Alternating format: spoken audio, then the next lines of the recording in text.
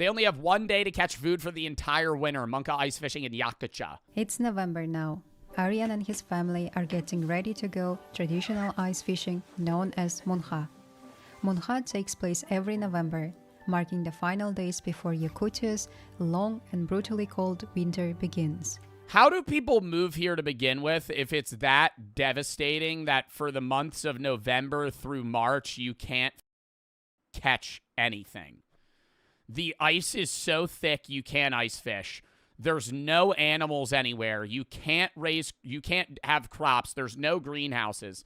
How the you're born there? Yeah, I know, but I'm saying, how did the first humans move here and it was like, it made sense? You know what I mean? Because like humans migrate towards areas that best suit their survival. Why the would anybody move here if it's this difficult to survive? They just spawned in there. It was just their seed placement. It's only minus 15 degrees today, yet... Oh, it's only minus 15 degrees today. That's not bad. Aryan and his family will spend... in November. ...the entire day outside. They dress in layers, making sure to stay warm, because once they reach the frozen lake, there is no coming back until the job is done. Dude, you think they're catching that much food in 1 day for the entire year?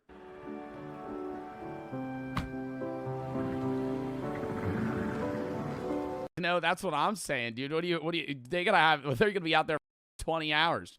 They're gonna be ripping fish every 3 seconds. I get how they just keep the fish because it's like so cold outside, you just keep it outside, the fish stay frozen. You think they feel a difference between -15, -30? I actually had a conversation with one of my friends that lived in a cold area before he moved to New Jersey.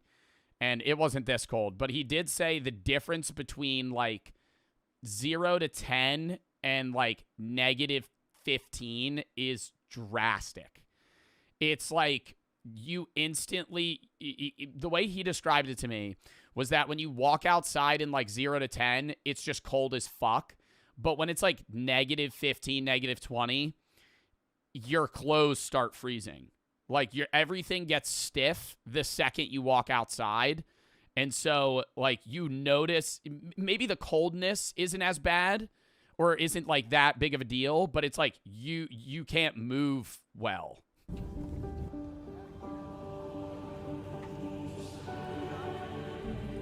Today is a big day for the whole village. It's the day when the locals hope to catch several tons of crucian carp, enough to feed families through the long winter months ahead.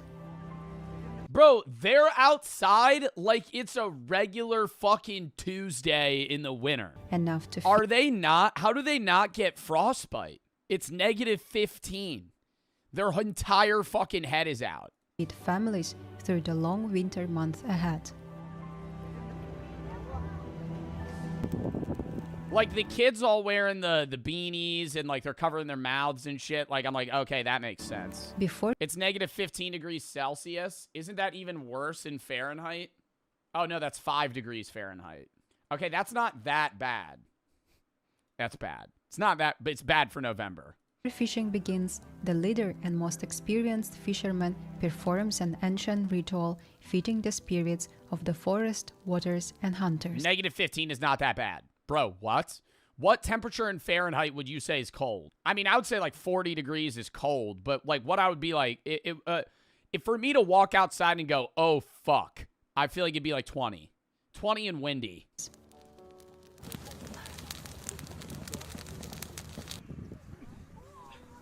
In Yakutia, surviving the winter has always been a team effort. That's how Munha fishing was born, a traditional and ingenious form of ice fishing passed down from father to son for thousands of years. Before Munha fishing begins, an elder... He got no idea what the fuck's going on. There's animals that would fucking eat those. After a long day, tired but happy, Aryan and his oh my god, it's just soaking in blood. Family are ready to return home. Holy shit. Oh my god, you think the smell would be bad on the way home? Fucking 30-minute drive home, it just reeks. Driving with the windows down.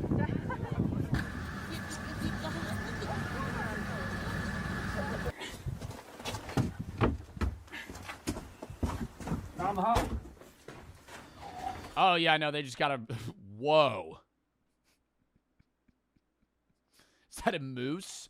What is that animal? They just got a room full of fucking... So I'm assuming this room's just cold and they keep meat here. Whoa.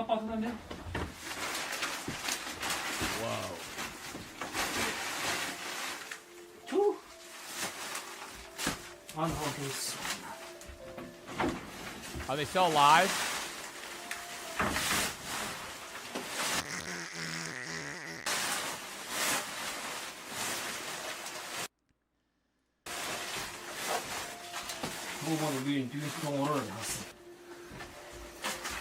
Oh, so they're gonna cut them all up now.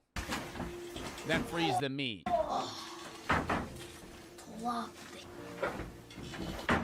Yo.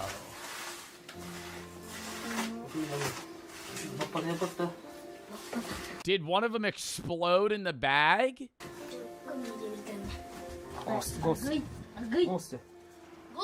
Oh, that dog foaming at the mouth.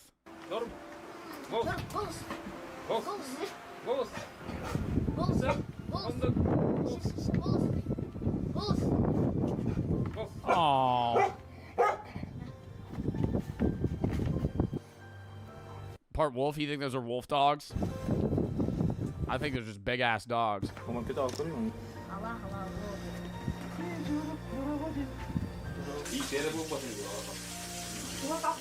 Oh, now we're cooking. We gonna deep fry them? All right, that looks pretty good. Oh, the breading on them too. Filet o fish? I don't think it's gonna be like a filet o fish. Yeah.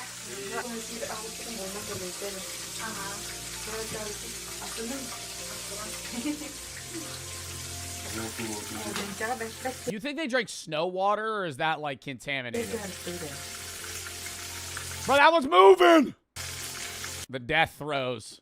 Oh, he don't know what's about to come up next. Oh, shit. Oh, they ain't ready.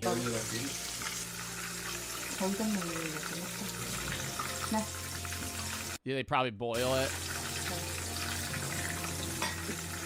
Muscle memory, yeah, it's the same thing with like frog legs and salt. Like, even if you have like not even newly dead, like way old dead frog legs, you pour like salt in them and they start kicking.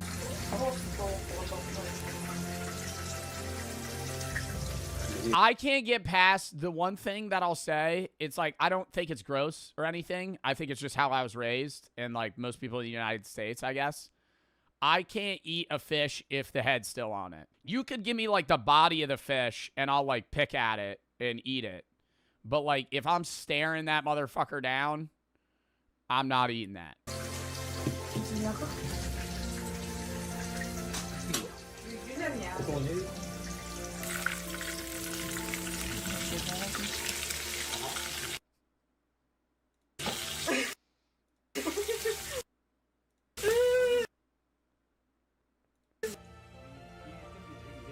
As you already know, Adrian loves fried Grecian carp, lovingly prepared by his mother. Did they take the organs out of the fish? Life in Yakutia is truly unique. Harsh. He said they were prepping them, so I'm assuming so. Through Munha ice fishing, you can see how people here remain united with nature and with each other. Even in the coldest Yeah, I don't know. I think I'd get a bad bite there and probably throw up on the spot. and with each other. Even in the coldest inhabited place on earth, life is filled with love, light, and joy. Oh, no. I love that they fucking love doing this, too. How we prepare minus 71, negative 95. What? What? Meet Georgi. We gotta watch that another day. Or should we watch that right now? I don't know. I love watching this shit. Negative 95, bruh. Negative 95. That is insane. Right now, do a poll. Negative 95. So that's when that shit's getting even colder. That's how they prepare. Bro, they probably just chop a shitload of wood. How we prep for negative 95. I didn't even think, what's the coldest it could get on Earth? In the East Antarctic Plateau, it gets to negative 144. The coldest permanently inhabited place is Oymyakon, a village in northeastern Siberia. Where is Yakutia? Oh, no. Oymyakon is a village in Yakuts. How we prepare for -71, -95 winter in Yakutia. Meet Georgi, a resident of a small remote village in Yakutia, one of the coldest inhabited Bro, they got a tough-ass how, though, for this being, like, how they build that. places on Earth. This year, This cold, they probably only able to do, like, oh, they probably don't have plumbing. I was going to say they could probably only do, like, digging and plumbing work in the summer, but I don't even think, they probably have outhouses. If it gets that cold, the pipes would freeze. winter arrived a month early for Georgi and his family. By September, the first snow had already covered the land, freezing In the September. quiet village streets. In just a month, winter will return in What temperature is it right there right now? Hold up. It's -28. full force, with temperatures dropping to a brutal no matter how cold. And is that funded by the government? How is this nursery, how is this like preschool nursery making money? They have 4 students. 4 people. And they probably have like 2 teachers. Cold it gets. Parents wrap their children in layer of warm clothing and life goes on. Because in Yakutia, the cold is I'd be sweating so bad though, bro. I know I'd have the cold sweats. in a tiny village of just 60 people, hidden deep in the Siberian forest. There are no supermarkets, no hospitals, and no police. No supermarket, no hospital, no police, bro. You could go to your neighbor, shoot him in the head, and nobody would know for a year. If something happens, families must rely entirely on themselves. That's why Something happens, bro. You start going into like, what if you have like fucking appendicitis? You need to get your appendix taken out. You gotta fucking drive 5 hours to a hospital? autumn, everyone prepares carefully, stocking up on firewood, food and supplies, and insulation. Why would you think about that? Bro, I'm saying that's just scary. Living in an area with no grocery store, no supermarket, no hospital, no police. They have no like they're it's like a hunter-gatherer society effectively. Their homes to survive the long, bitter cold. They have Wi-Fi. They have fucking telephone cables. Oh. After dropping the children off at the nursery, Georgi goes to help his neighbor insulate the barn for the cattle. In this small, remote community, everyone helps each other, especially when the long, harsh winter is near. In Yakutia, people survive together, not alone. Keeping animals alive. When I was in Wyoming, I saw a cow carcass that was picked clean by wolves because when it gave birth, they didn't lick it clean fast enough and it froze to death. And then animals ate it almost immediately after. And warmth through the winter is hard work that few could handle. The barn Like, they could live in those temperatures, but it's like when they give birth, bro, they're sopping wet. must be sealed tightly against the frost. To insulate it, Georgi uses an old traditional method passed down through generations, covering the walls with cow dung. To many people, And that insulates it, so he uses the cow's shit to insulate the fucking the warehouse. this may sound unusual, but once dried, cow dung becomes completely odorless, solid and highly insulating. It's also antibacterial and naturally insect repelling, making it a surprisingly effective and sustainable building material. For centuries, the Yakut people have relied on this simple yet clever technique to keep their barns warm and their animals safe through the coldest winters on Earth, a way of surviving in a climate where modern materials often fail.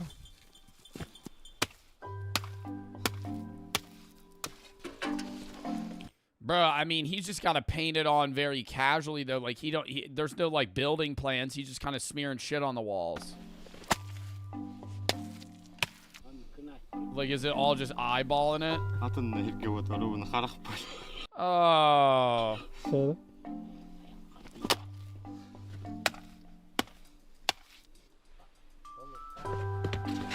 I love how the wall's different colors based off of the hardness of the poop and probably what the cow was eating. Yo, get the fuck out of here. That cat is surviving. That cat is surviving in the wild. Get the fuck out of here. Where is that cat sleeping? Where is that cat sleeping? After helping his neighbor, Georgi returns to his own home. The family doesn't live here yet. The house is still under renovation and he wants to finish before the real cold sets in. Today, Georgi is insulating the roof with soil. He carries heavy bags filled with dark soil and spread it across the top of the house. It may look unusual, but this is an old Yakut method that works perfectly in the Arctic cold. When the temperature drops, the soil freezes and forms a thick, solid layer. It traps the worms inside and blocks the freezing wind from getting through the roof. The frozen earth becomes a natural armor that protects the house from the... Bro, I'm more so like, the worry that I'm saying is like, say like their window breaks or something shatters, you know, collapses, and it's the dead winter. Like, do they just have to go to like live in their neighbor's house? Like, because there's certain things that they couldn't immediately just fix. cold. Georgi also pours soil around the foundation to keep the floor from freezing. If you look closely, you will notice that between the logs, people in Yakutia use moss or jute fiber to seal every tiny gap. With no central heating, the family uses an electric convector, spending about $250 a month in winter. That's why good insulation is so important. It helps reduce heating costs and keeps the bills from going sky high.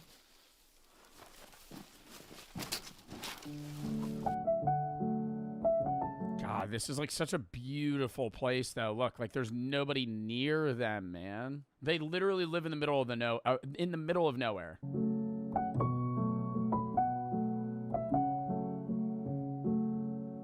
After It's like Alone. It's way worse than Alone. Alone, they'll drop you off in Alaska, bro, and it'll get cold there, but it's still reasonable. If they ever did an Alone season here, dude, half the contestants would fucking die. finishing the work around the house, Georgi and Tatiana drive 120 kilometers to the nearest town, Was that just a free-roaming cow? the only place where they can buy proper winter clothing. In this part of the world, an ordinary jacket or pair of city boots simply won't survive. Are they open fucking 3 hours a day? Oh, wait, no. No, 3 hours a day. 3 hours a day on one of the days, 3.5 the other, and then 1 hour. Locals shop only from specialized Arctic brands designed for life in temperatures that can freeze steel and turn breath into snow. Georgi needs a full set: winter trousers, a heavy jacket, boots, a hat, and mittens. But even this gear will only last through early winter. When January and February arrive and the temperature drops to its lowest, people switch to fur clothing because no synthetic material can truly stand against Yakutia's brutal cold. But warmth here comes at a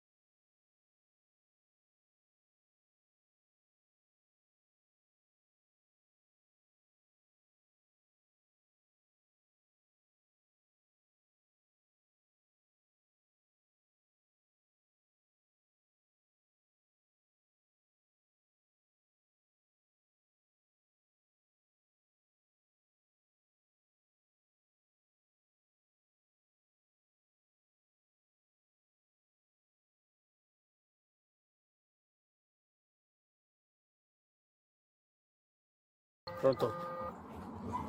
They would need shots and stuff? Well, yeah, but that's not that big of a deal. I told most him, of them are I told him puppies, just call him man. out. Pero At least que from the salga video él that para was que hable. Ramon out of la ¿Puede casa. salir? Sí. Or Miguel.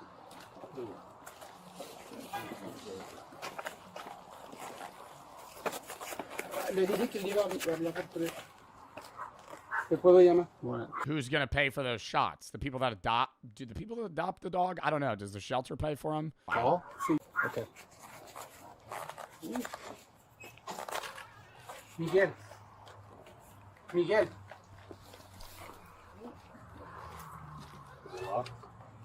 Sí. La. Miguel, quieren hablar contigo. Miguel, policía. Deja ahí los perritos. Traen una Out. orden. Una orden. Yes. Go. Yo, that house has to smell like fucking shit. Can we talk about that? How bad the smell would be, regardless how clean you try to keep it. 175 dogs, bro. They're never going outside to poop. You know, like, you're not taking each of these dogs out individually to go take a piss every 2 hours. Like, they're pissing everywhere. They said that. Oh my God, it probably reeks from the outside. I mean, the smell inside's probably so bad. They're gonna have to put on a mask. Like, I would be vomiting. Go. Go. He's got a reek too. Just living in that house, it's fucking disgusting. And there's nobody else in the house. No me das No. mis lentes que están en la bolsita. ¿Para qué los dejaste? Let's take them to the street. Let's get a pole in Necesita case los the dog lentes. comes out. Necesitas los Get lentes. Go. Go. Tienes que agarrar todo, Miguel.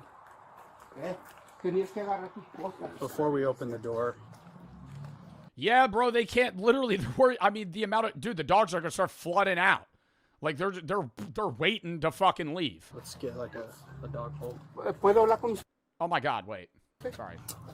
No. Un momento, okay? Yo puedo darle los perritos.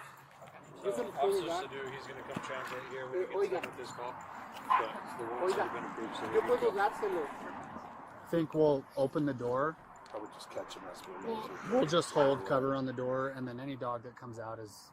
I think what we're going to want to do first is go in and get as many photos as we can. Okay, we're gonna secure it. Why do they have these things in case any of the dogs are aggressive? I feel like it's kind of fucked if they have to grab them like that. I'll just like pick the dog up. Oh, they don't even know how many dogs are in there yet? Oh, they don't know? They just know there's a lot of dogs because there was multiple complaints about dead ones. Damn, how many you think they're thinking it is? If I'm one of these cops, I'm going, he's probably got 20 dogs, 30 dogs. That's what I'm thinking. 50? I'm not thinking 50. I'm thinking if this guy's got some dead dogs in the front of his yard and I'm looking at this house and I hear like 5 or 6 of them barking, I'm going, this guy's probably got 20 dogs. Just like an amount that you could, like, dude, this guy has so many dogs that he can't walk around the floors of his house without stepping on them. Like, they're riddling the grounds. Like they're everywhere. First, and then, but I know dogs and a lot of animals are probably gonna run out. Yeah. So we're just gonna we're gonna make sure it's safe. I don't think I've ever seen more than Do 30 you guys wanna dogs leave in a the truck in there? a That'll place be- this'll at be one good for you time. As far as resources Yeah, go. let's just Okay. close these. Come on in. We don't know what's in the house. Bro, they gotta know it's a lot, seeing that they got 5 people from animal control holding like fucking 2 sticks each. We don't know what's in the house. Unleash the crap show at you guys. Dude, animal control's probably such a sad job, but like, I mean, talk about the stories, man. There's probably gonna be times they walk into a house, there's just like a boa constrictor. Some dude in fucking Nebraska just somehow got like an animal like an exotic animal that nobody's seen before. Like a 9-foot just anaconda. Just like sitting in the fucking couch. Yeah, we're gonna just hold cover. We'll do announcements. We'll let dogs come out.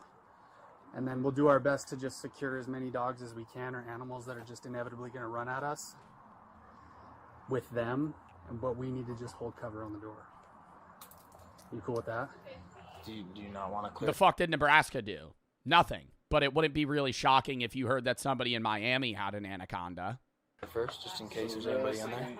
Well, dogs are going to run out. So at least they can help us secure some out here so it's not so chaotic.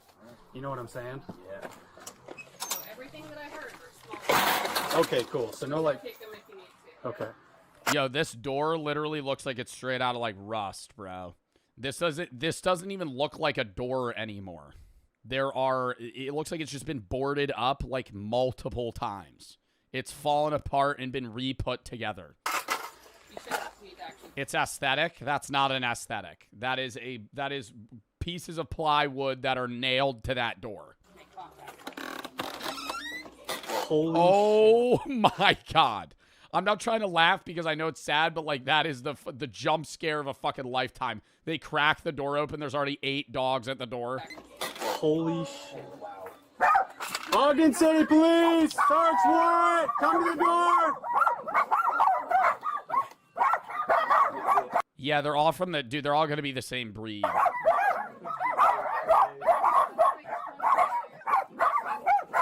like 40 right now. 40? Yo, I would be like, we need to get like backup. Like where, how, they don't have enough, you got to get a bus, bro.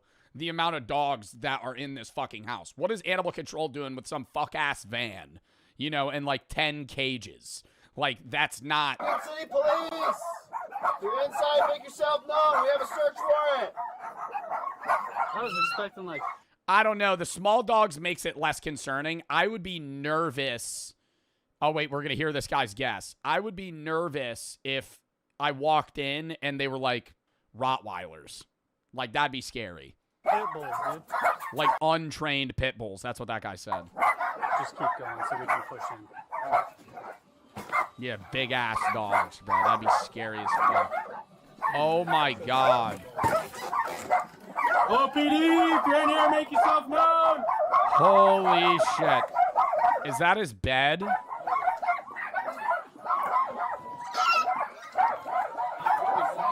Kind of stepped on one there.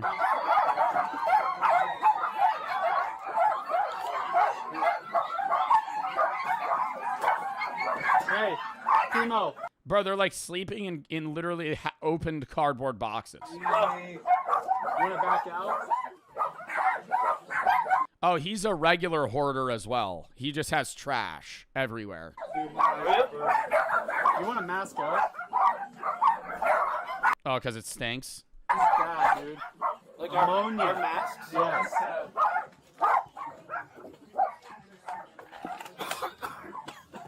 Holy.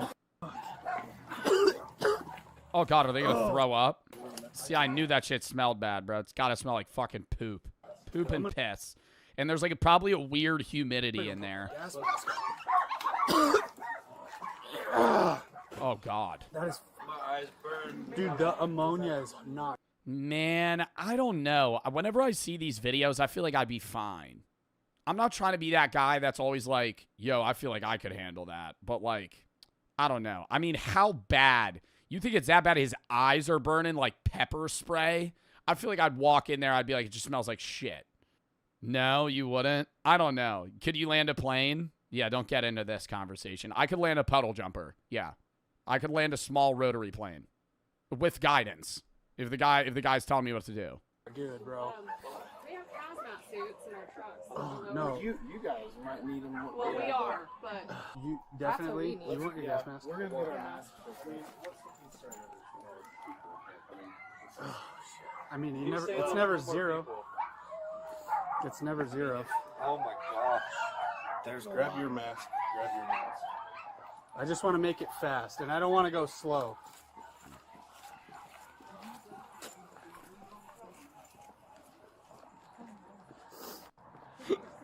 Good Lord. suiting up. Yo, yo, Go. pura de droga tienes. I give it to you the dog. I give it. Ugh.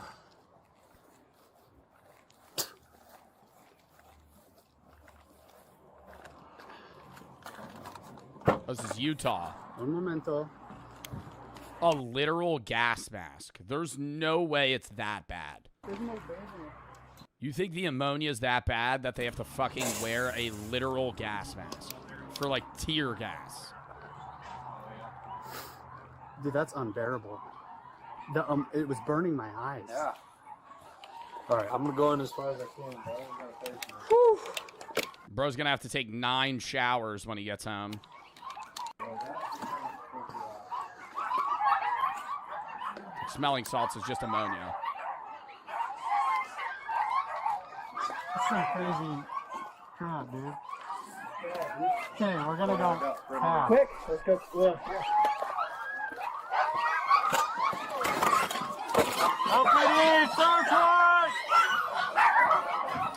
Yo, I'm surprised how little poop there is on the ground. Also, yeah, I'm now realizing I feel like obviously a lot of these dogs are gonna die because like they're gonna be malnourished. Regardless how much food he gives them, there's gonna be ones that never get it. You know what I mean? Like if you lay out 10 food bowls and fill them to the brim, there's gonna be like 30 dogs that just don't eat. OPD, search warrant!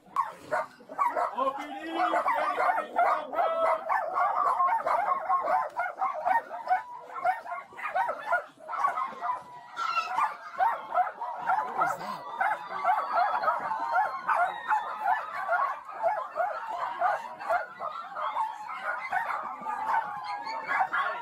Bro, that is a newborn puppy.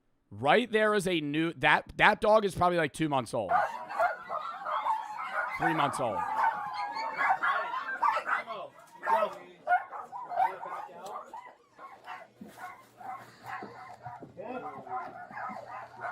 The economics of owning a casino. Okay, so you want to buy a casino.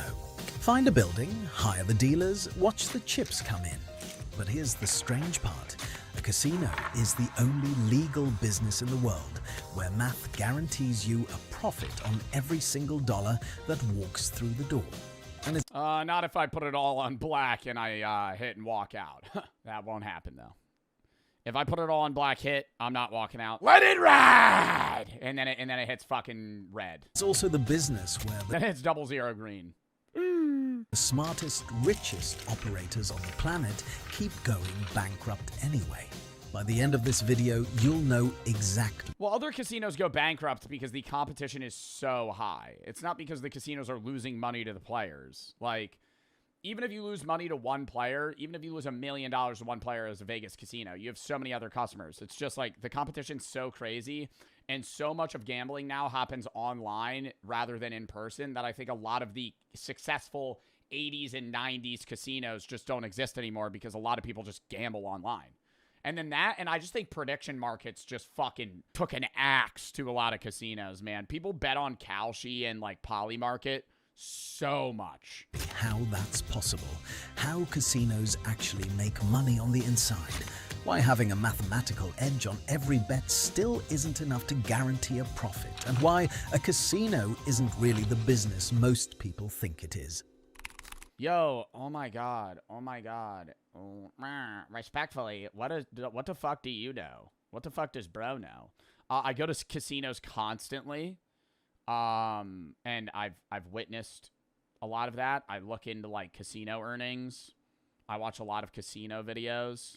I'm a gambling addict, so firsthand I'm donating money to a lot of these casinos. So I think I like kind of get how they make money just from spending tons of hours there. Casinos come in 3 sizes, and they're 3 completely different businesses. A small regional casino in Colorado costs $2 to $5 million. For that money, you get a few dozen slot machines, a couple of tables, a bar, and a parking lot full of locals showing up the first of every month to lose their grocery money. Yeah, but it's not just 2 to 5 million total. Like, is that including the bankroll? Like, you have to have a lot of... To start up a casino, you can't just pay for the building, the machines, and the dealers, and then go. Right? Because, like, you're going to have days where they probably lose money. You need, like a cushion in case people win. A mid-sized property runs you $500 million to $1 billion. Think Borgata in Atlantic City. Oh, I know I've donated a couple G's to Borgata. Oh, I know the Borgata, buddy. I go there quite often, buddy. I know the Borgata. I walk the floor, I hit the Wheel of Fortune slot machine, go over to the Spanish 21 table, $50 minimum on a Thursday, by the way. Sit down, and I'm playing that motherfucker. Two hands on a table, and I'm losing every single hand. Opened in 2003 for $1.1 billion. A real hotel, real restaurants. Casinos are evil. I love casinos. In premise, are they fucked? I love casinos, though. I would never do a stake. I would never do offshore gambling sponsors. But if the Borgata came to me and they were like, we'll give you a 50K bankroll if you gamble at the MGM, I am instantly going, yes, yes, yes, yes, yes, yes, yes. Sure. I'll sit down. I'll sit down and play Spanish 21 for 4 hours. And you're going to pay me? What the fuck? Customers driving in from neighboring states. And then I'd lose it all. And I'd lose it all that day. All right, so we're going to pay you like 40K to sit down and I'd go, okay, yep, give me 40K in chips. there's the Vegas Strip, where the price tag starts getting silly. The Cosmopolitan opened in And then I get really drunk. I'd go, give me a private room. Give me a private room and give me fucking a bunch of vodka pineapples. And then I'd get belligerently drunk on stream. Chat, this is the 100 that the fucking Wheel of Fortune hits. I'm telling you. This is the one. 2010. You'd see my eyes widen. I'd start hearing and I'd just be going. For $3.9 billion and is still the most expensive resort ever built on the Strip. God, I love that. Oh my God, dude. The smell of cigarettes at the casino too. But the building Some old person on the monitor going, come on. They're doing 25-cent bets, by the way. They hit a jackpot for $14. is just the start. 2 more costs nobody warns you about. Price.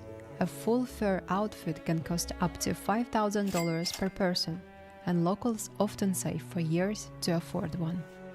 What the fuck? Why would anybody live here? I just for $5,000 and they're gonna have to constantly I thought he was gonna say $500. I really thought she was gonna say $500. $5,000 for them to have 1 year of winter clothes. And then they're still going to have to get, they were saying the custom wool sets too. So they need regular athletic like gear like this that they're able to like have more motion in. And then they need like hand woven wool clothing. Today, Georgi spent about $800 on his new set of Bro, winter what does he do for a living? How do they make money? clothing, enough to face the coming weeks of frost. After returning home from the town, Georgi and Tatiana don't rest for long. It's time to think about food for the day. Living deep in the wild, people here rely on hunting and fishing for their food. In October, Georgi uses an old fishing method called charokh, the same one his father taught him when he was a boy. First, Georgi and Tatiana go to a small lake to catch minnows, tiny fish used as a bait. Georgi places a raw dough inside a basket and leaves it in the water overnight. The next day they return to collect the catch.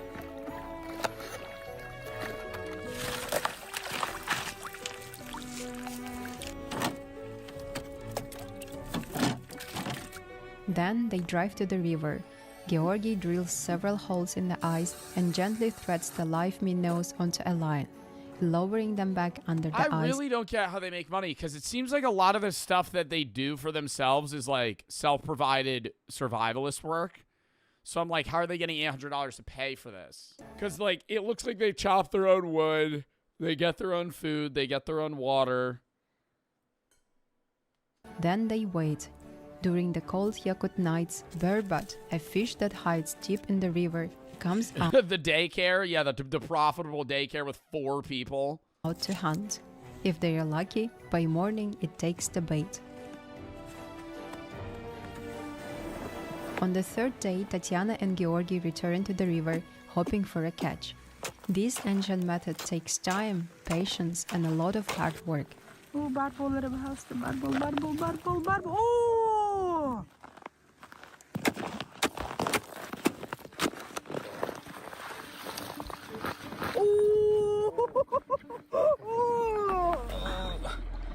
Oh my god, is it biting his fucking finger? Yo, they're catching fish like crazy.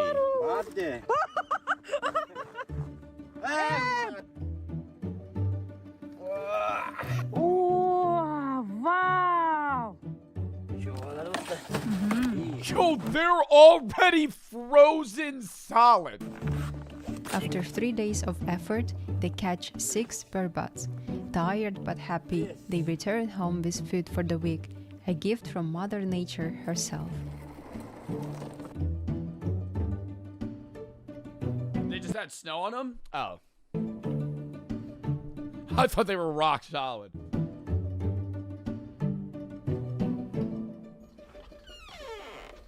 October is also the time when farmers butcher their cattle for Bro, they got a volleyball. winter. It's an old Yakut tradition. Families buy fresh meat, divide it into portions, and freeze it for the month ahead. Georgi just brought home a large piece of meat, which Tatiana will store and freeze it for the winter. How you even start cooking that shit up? You know what I mean? Like, if you were like, I think I could, like, hand butcher, like, fillets, but if you just handed me that slab of meat and you're like, all right, cut this up. Where the hell you even start? Just start hacking at it. Yeah. Tatiana and Georgi have been together for 12 years, doing everything side by side. Just start shopping. Working, building, raising children, and preparing for winter. In a place shaped by long, harsh winters, life without love, care, and support will be impossible. Together, they built their cozy wooden house by the river, pouring all their love and warmth into it. They name it after Tatiana's beloved grandfather as a tribute to family and their ancestors. Today, they welcome travelers from all over the world to stay in their home and experience what life is like in one of the coldest places on Earth. But life here isn't easy.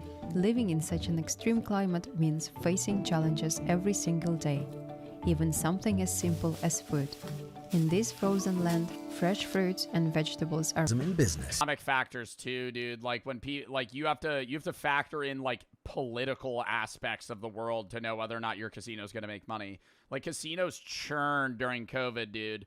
When you think they wouldn't, dude, those stimulus checks, half of them got vomited into the Borgata's hands. Like, if you were an MGM casino and you just give people $2,000 of money, they're going, oh, I'm going to go gamble this. Mathematical fortunes ever built.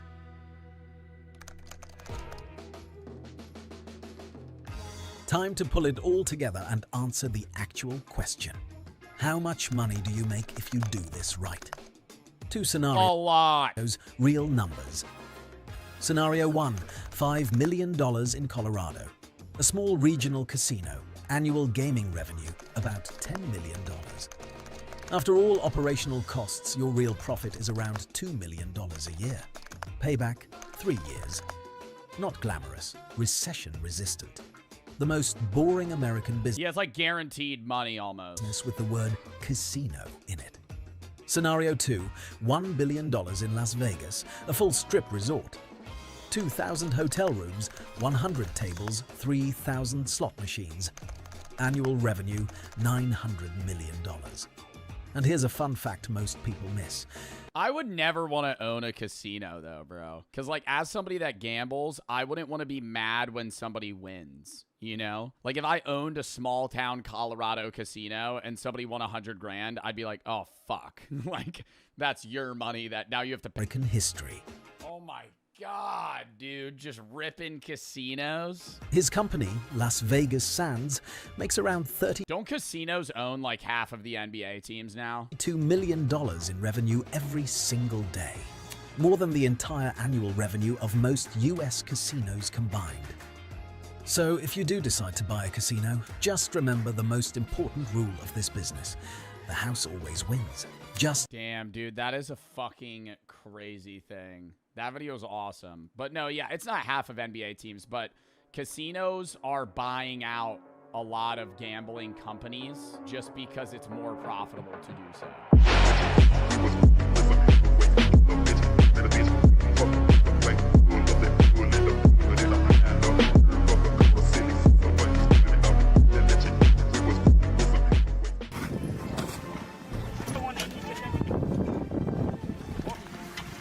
Did it fucking freeze over again?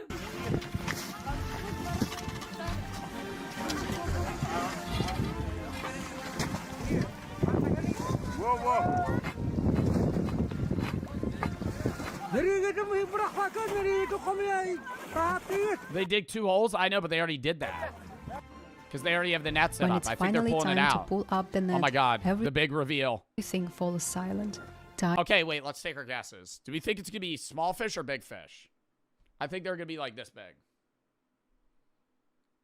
10 pounders. 10 pounders. That or like a metric ass ton of small fish. Like it's going to be like sardine level small or like big. Time seems to stop. Everyone holds their breath, wondering if there will be enough fish to feed their families through the long winter ahead.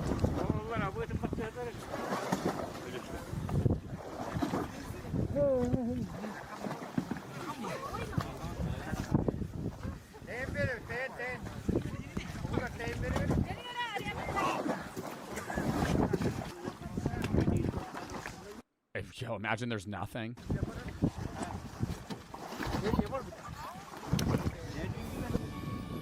Oh, Then- they're small. The first silverfish appears, followed by hundreds Silverfish?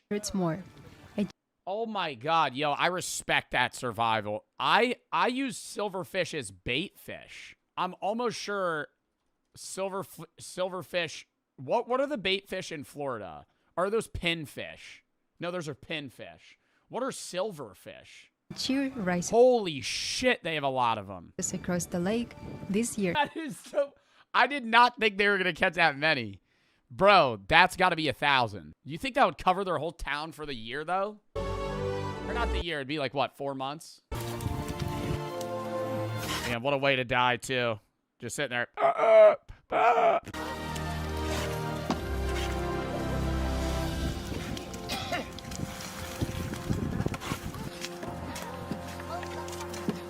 A fucking grizzly bear comes out of nowhere.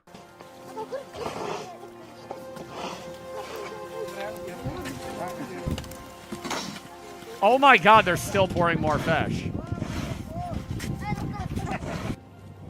traditionally, Munha begins in early November, when the ice is already thick enough to hold dozens of people. But in recent years, because of rising temperatures in Siberia, the ice has become thinner and more fragile, making this tradition increasingly dangerous. Yet the people Yo, they're just loading that shit into a trash bag. But they're walking down the street. Damn, you gotta go throw that out? No, I got fucking 50 pounds of fish in this bag. continue because Munha is not That shit's breaking when he picks it up. just fishing. It's their culture, their spirit, their way of life. Whoa! Wait, what? Oh my god, so the ice can fucking crack and break. Spirit, their way of life.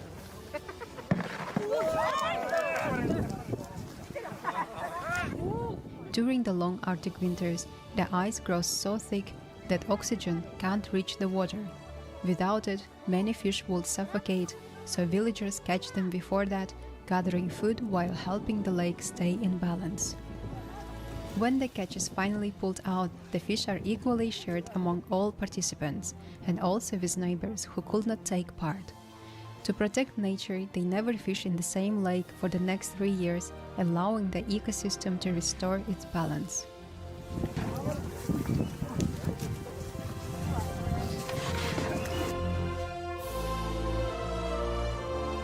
Where do you think they put him? Do you think they leave him just leave him outside? There's no way. They gotta have like a closed room. I don't think they need a freezer, chat. It's cold as shit outside. What animals? There's probably bears. You don't think there's bears up here? There's bears up here. I think he's view driven. I think that view drive though goes from just a raw video view to like something that's clippable and like socially talked about. Like that Mr. Beast like Squid Games video was like in social discussion. Like people would talk about that and then that grows popularity, right? Like it's like word of mouth shit. Like that's what matters more. Like if the video gets 100 million views for Mr. Beast, but everyone that watched it is constantly being like, you know, what do you think about that? And they're talking about it. That generates more buzz and more, I guess, value than something that's just 150 million views, but nobody talks about it. Really enjoying the experience. Like if he has a dud video that does well, but nobody cares about it. And so I try to measure it more on, you know, quality views as opposed to just views. What is Mr. Beast doing next? I am actually dropping season 2 of Beast Games, our biggest competition show ever in the history of anything. We have 100 of the strongest people in the world compete against 100 of the smartest people in the world for $5 million, maybe $10 million. Yeah, I mean, we built a brand new city, biggest sets in history, just a whole large, massive undertaking, and that's been a good chunk. What does he mean he got 100 of the smallest or the smartest people in the world and 100 of the strongest? How do you even get that? Of this past year, and I'm excited for it to finally come out. Oh, those are fun ones. What we got next? Who won Mr. Beast's island? Which island? Whoever Googled this, you didn't clarify. I've given away a lot of islands in my life. Actually, this year, I think I've given away 2 islands in 2025 alone, so. I feel like the islands that are given away, though, are usually just immediately, like, flipped and sold. Or, like, he'll buy them back for, like, whatever the value that he paid them for. Because there's no way you would want to win that. Like, if you're, like, a middle-aged, like, middle-class mom, and you win the Mr. Beast private jet, like, you're not going to keep that. Like, you're going to get rid of that motherfucker. I think the first island I ever gave away, Chandler won. We did Last Sleeve Island. He named the island Jeff. I don't remember who won the second island. The third island, I think, was when I hit 100 million subscribers. I flew 100 random subscribers down to a private island and had them compete for it. It was such an awesome, really epic video. And then we gave away an island in season 1 of Beast Games. We gave away an island in season 2 of Beast Games. We've given away quite a few islands. In my experience, when someone wins an island, the first thing they do is try to sell it. Because they're like, I don't want to. Yeah. Because why the fuck would you want to keep that? You're going to be paying taxes on it. You got to upkeep the island. You're not going to move to the island. Go to this island. So, which is why I probably won't give much islands away in the future because it's, not as practical as like a house. What? Well, it's not as practical. I think he knows that, but it's just easier for clickbait too. It's like who last to leave the island wins it, right? Versus just like every prize being money. Does Mr. Beast donate to? We did a video where we helped 1,000 blind people see. We helped 1,000 people hear again. We did a video where we help people walk again. We do a lot of projects that I would, I guess, sum up as helping people with healthcare, especially in America. And then the other side of what we do is we actually, with Feastables, we're the largest ethically sourced chocolate company in the world. So 100% of our chocolate, we only work with farms that audit and remediate child labor on their farms. And most people don't realize this, but there's 1.5 million kids in illegal child labor just on cacao farms. So we can have cheap chocolate. And so I don't necessarily donate. I mean, most people don't realize that like the majority of the products that you have are like made through child labor. Like, not majority, but a lot. Like, the shoes you're wearing, there's a chance that a kid made those shoes. Like, the phone that you have, probably a chance a kid was involved in the making of that phone. Like, so I don't want to say it's like nitpicked on certain things, but like, well, somebody said Temu. What, like Temu products? What do you mean? Do them, but those are just more what I just use my money to make change instead of giving it to other people to make change, I guess. But a large part of it right now is trying to get as many of the 1.5 million kids in illegal child labor and chocolate out of it through Feastables. And then the other side is, I just think it's weird that in America there are people who their only hope of seeing, walking, hearing is that a YouTuber steps in and pays for stuff, which is like silly. I mean, that's even more of an issue for just like healthcare in general, not just in the United States, but like the world, dude. Like people don't have the money to, get the medical aid that they need, and their governments won't help them. So that's right now most of where my focus has been in terms of helping people. What is Mr. Beast's favorite YouTube video? This might seem like a weird one. I bet most people listening to this will have no idea what I'm saying. But there's this YouTuber back in the day called Technoblade, and he had this series where he tried to farm the most potatoes on a server, more potatoes than this squid guy. People who don't play Minecraft are gonna think I've seen Technoblade, but I don't know that potato video. Crazy, but as a grown man saying this is my favorite video, but dude, that Technoblade video was so sad. Like, obviously rip Technoblade and fuck cancer, but I remember it was this summer and I saw the video and it was his dad reading the words that Techno wrote. And that was so sad. But like, what a good message he had, man. Like, the fucking dude, he was like in his early 20s. Like the fucking guts you have to have and the heart you have to be able to make that like profound of a message knowing you're going to die. How old was he? I think he died at what, like 23, 24? 23, yeah. He passed away, but he was very, very funny and charismatic. And that video, it's Yeah, he just was as old as me. so freaking funny how he just farms millions of potatoes over the course of months, but somehow makes it incredibly entertaining. And I find myself watching that like once a year, and it's always inspirational. All right, what we got next? Will Mr. Beast hit 1 billion subscribers? No. Oh, that'd be cool. No. Dude, he said that is so far. If he ever hit 1 billion, okay, 1 billion subscribers wouldn't be 1 billion people because there would be people that have multiple accounts. But like, bro, if he had 1 billion subs, that'd be like 700 million people. That would be like a very noticeable fraction of the earth subscribing to Mr. Beast.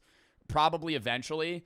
If Mr. Beast does YouTube for the next like 10 years, maybe, but I think that's like unfeasible. That would have to be just like straight botted accounts. Pretty cool. Even what I have already, 450 million subscribers. It's freaking. Oh my God, I thought he was at 300. He's at 400 million right now. How many subs does he gain a day?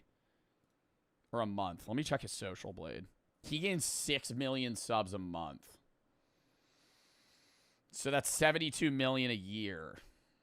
If he kept on that rate, he would hit it within 10 years. Dude, he gains almost like 1.5x my total sub goal in 1 month. Conservatively, because he gets boosted with larger events, true. Like every big event, like he hasn't really done a big event on YouTube this month. Like if he does a big event, then he gains way more. I mean, that is such an unfathomably large number. Like I'm already more. You're 3 mil? I'm at like 4.06 or something. More than grateful for what I have. I mean, I have more followers, more, you know, people who watch my content than I ever could have dreamed of when I was a little kid. So will Mr. Beast hit 1 billion subscribers? I hope, but if I don't, it's not the end of the world. I mean, I already have more than I ever thought I would in terms of viewership and fans. And so, yeah, I guess we'll see. Our Mr. Beast game scripted. Our Mr. Beast game scripted. Why are we Googling this? No, they are not.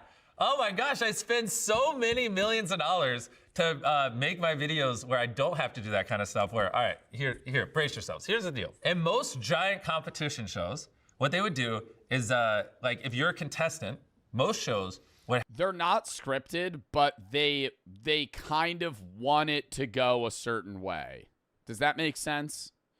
It's not rigging, but it's like, they don't want the video to suck. So they're going to be like, how can we somehow tip the scale in a way that this will maybe go the way we want it to?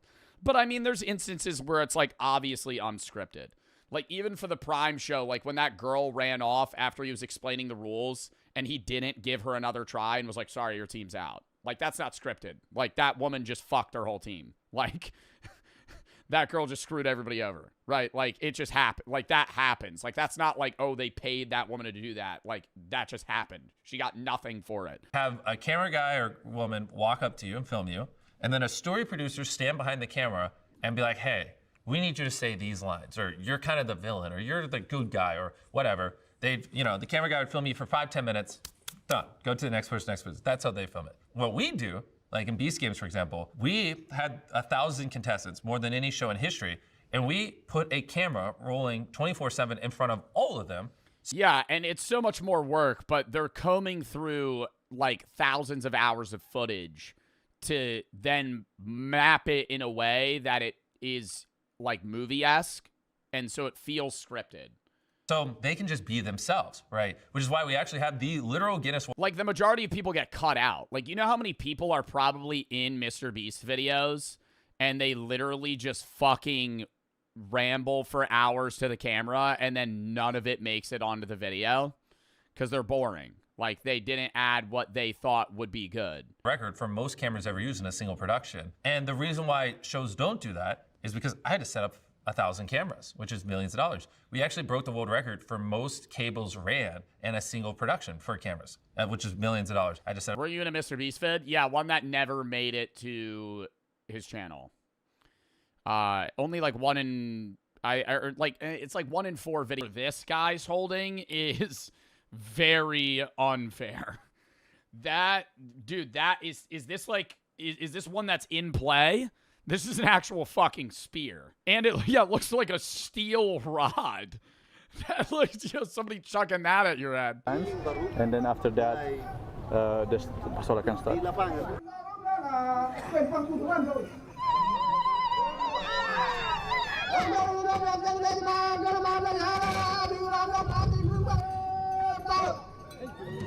guys, we just kicked off.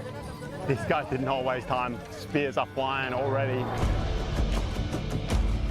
But what are the rules? How many members on a team? Are there 10 people a team? It seems like there's 30 people running out here.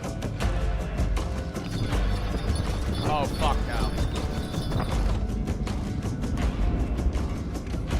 Yo, look how deep he's getting on the horse though. Yo, you get hit in the eye, you're actually blind. If you get hit in the eye, you're going to the hospital. Dude, that horse just got hit in the fucking head. Oh my god. Yo, you know how trained these horses have to be to not fucking start bucking? Well, he just flipped off the camera. Hey, buddy, let's settle down. Oh, wait, no, he didn't. This thing I've come to. A ritualistic event like it's sort of supposed to be to keep the beef on the field. To really get a chance, a good score on someone to hit them, you've got to get pretty damn close with your horse. Oh, wait, so there's scorekeepings off hits, but who's keeping track? Are there refs? You get points for hitting the people. But obviously, the closer you get, the closer you are to their team, and you're going to get hit by... This seems like one of those games that's really fun to be a part of until you get hit.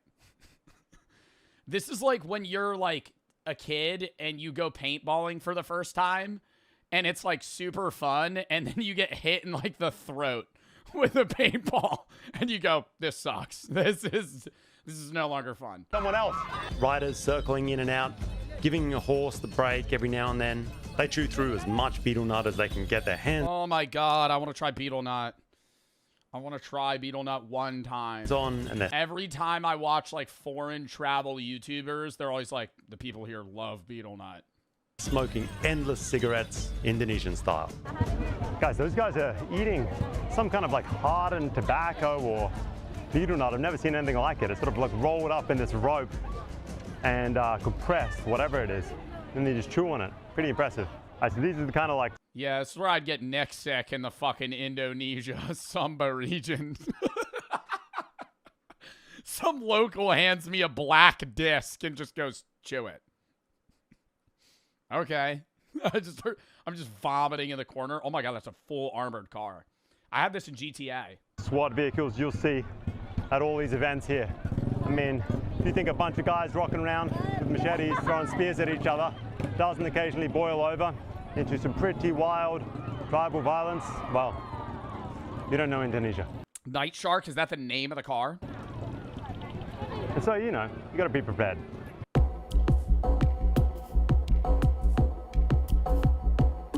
You can feel how dangerous... Yo, that guy's got a fucking arm on him. Dude, if that hit him, I actually think he would die. You can feel how... Look at that. How dangerous it is. Holy. Just about everyone who participates in these events knows somebody who has died. People have lost eyes, they've broken limbs, and there's just no way you can make get trampled by an a event horse. like this truly safe. Have you ever been injured in the Pasola? Terluka. Pernah luka di mana, Bang? Di sini. Ya. Di sini, pas di sini, darah keluar darah. It's thing in here, it's thick, and then his blood. It is Wow. How long did it take to recover? 1 minggu. 1 week. Oh. I understand he used to compete in Pasolas. Which one? Di Pasola Lamboya di Hobakala. In Lamboya Pasola in Hobakala. Is that what happened to his eye? Ya di sana. He lost his eye in this. Can he tell me what happened? Terjadinya begitu, dia lempar kayu. They throw the spears and he just like, you know, just moving that. Yep. And then the spears not hit there, hit him like 3 times. And then the 4th times when he's like tried to move that, but it's already dead. It came right into his eye. Saya sejak dari kuda. Yeah, he fell from the horse's neck. Oh. Pada saat itu saya jatuh. So he tried to take out the spears, but it's quite hard. One of the participant also, you know, just step on his head and then took out the What? It was lodged into his skull, and his teammate went and ripped it out of his head. I would think that he would definitively die. If I saw somebody that was on my team get a spear stuck in their eye, and I had to rip it out because he couldn't pull it out of his head, oh my god! Wow. So the spears just like stick in his eyes. So they had to it was so deep that they needed to put their foot on his face and pull it out. He could have died. Does he feel lucky that he didn't die? Itu belum ajalnya. Isn't like he's lucky. Yeah, but then does like he compete next year? Like very lucky. Wow. This circle is now getting smaller and smaller. The fence has been completely defeated. I mean, it was just a couple of pieces of string. I think it was inevitable. We are slowly pushing them into this kind of like circle of death. The two teams closer together.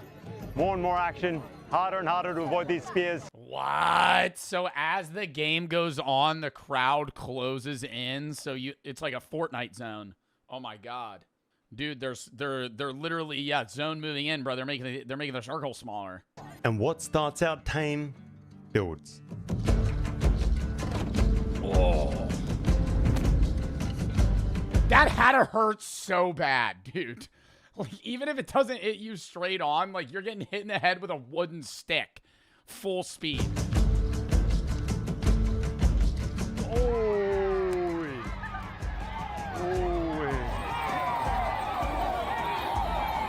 Yeah, imagine Shohei Ohtani on one of these fucking horses. That'd be crazy, dude. Kids are getting hit. Tensions are rising. Anyone who's... Or, actually, not Shohei Ohtani. Because they kind of throw it like a javelin. Imagine they get one of those like world record German javelin throwers to fucking get on one of these horses. Start chucking sticks. Kids are getting hit. That'd be scary. Tensions are rising. Anyone who's getting hit wants their own back.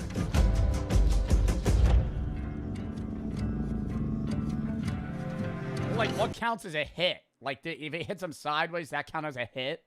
You see quickly how it works. He got nailed, but he straps his head up and he goes back right in front of the other team and sort of taunts them back, like, let's try it again. You want to get hit, you cannot show weakness, you can't show you've been beaten. In fact, yo, that guy throws actual fucking darts. Get that guy back. And that's when you start to feel the genuine competition, the grudge match. Would you compete for 10K? Yeah, if I get to wear full bubble armor. I'm gonna be real, I don't even think I could ride a horse like this. I think we're not factoring in, it's not just throwing it, like, they're on an animal right now. Like, that alone's probably one of the hardest parts of this, is that they're actively controlling a horse while they're leaning over and throwing shit at each other.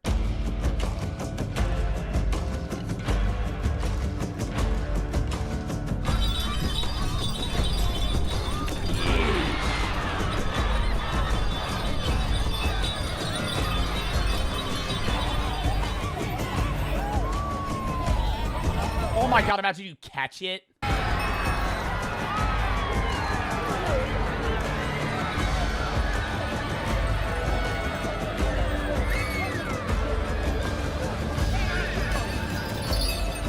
This looks so fun though. That's the problem, dude. Like, this looks dangerous, but it's like, I get why they're doing it. When one person scores a hit, the whole side of the field that scores the hit, they're going to go ballistic, and more ballistic depending upon how successful that hit was. Oh, so there's no score.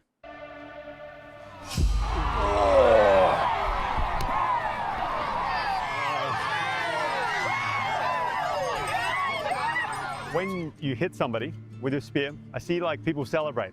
Kena. Para Kena, bagaimana perasaannya Bapak? Wah, senang. Yeah. It feels like really proud. Really proud. Yeah. You see guys come off at speed. Spears hitting at awkward angles. The horses must also die in the Pasola, right? They must break legs and stuff, because I see them like fall over. Saya belum masuk Pasola, ada yang baku tabrak kuda mati. Yeah, the sub was also die on the Pasola. They run into each other. Oh, that's crazy, huh? Horses sliding, slipping, breaking their legs and getting carted off the field.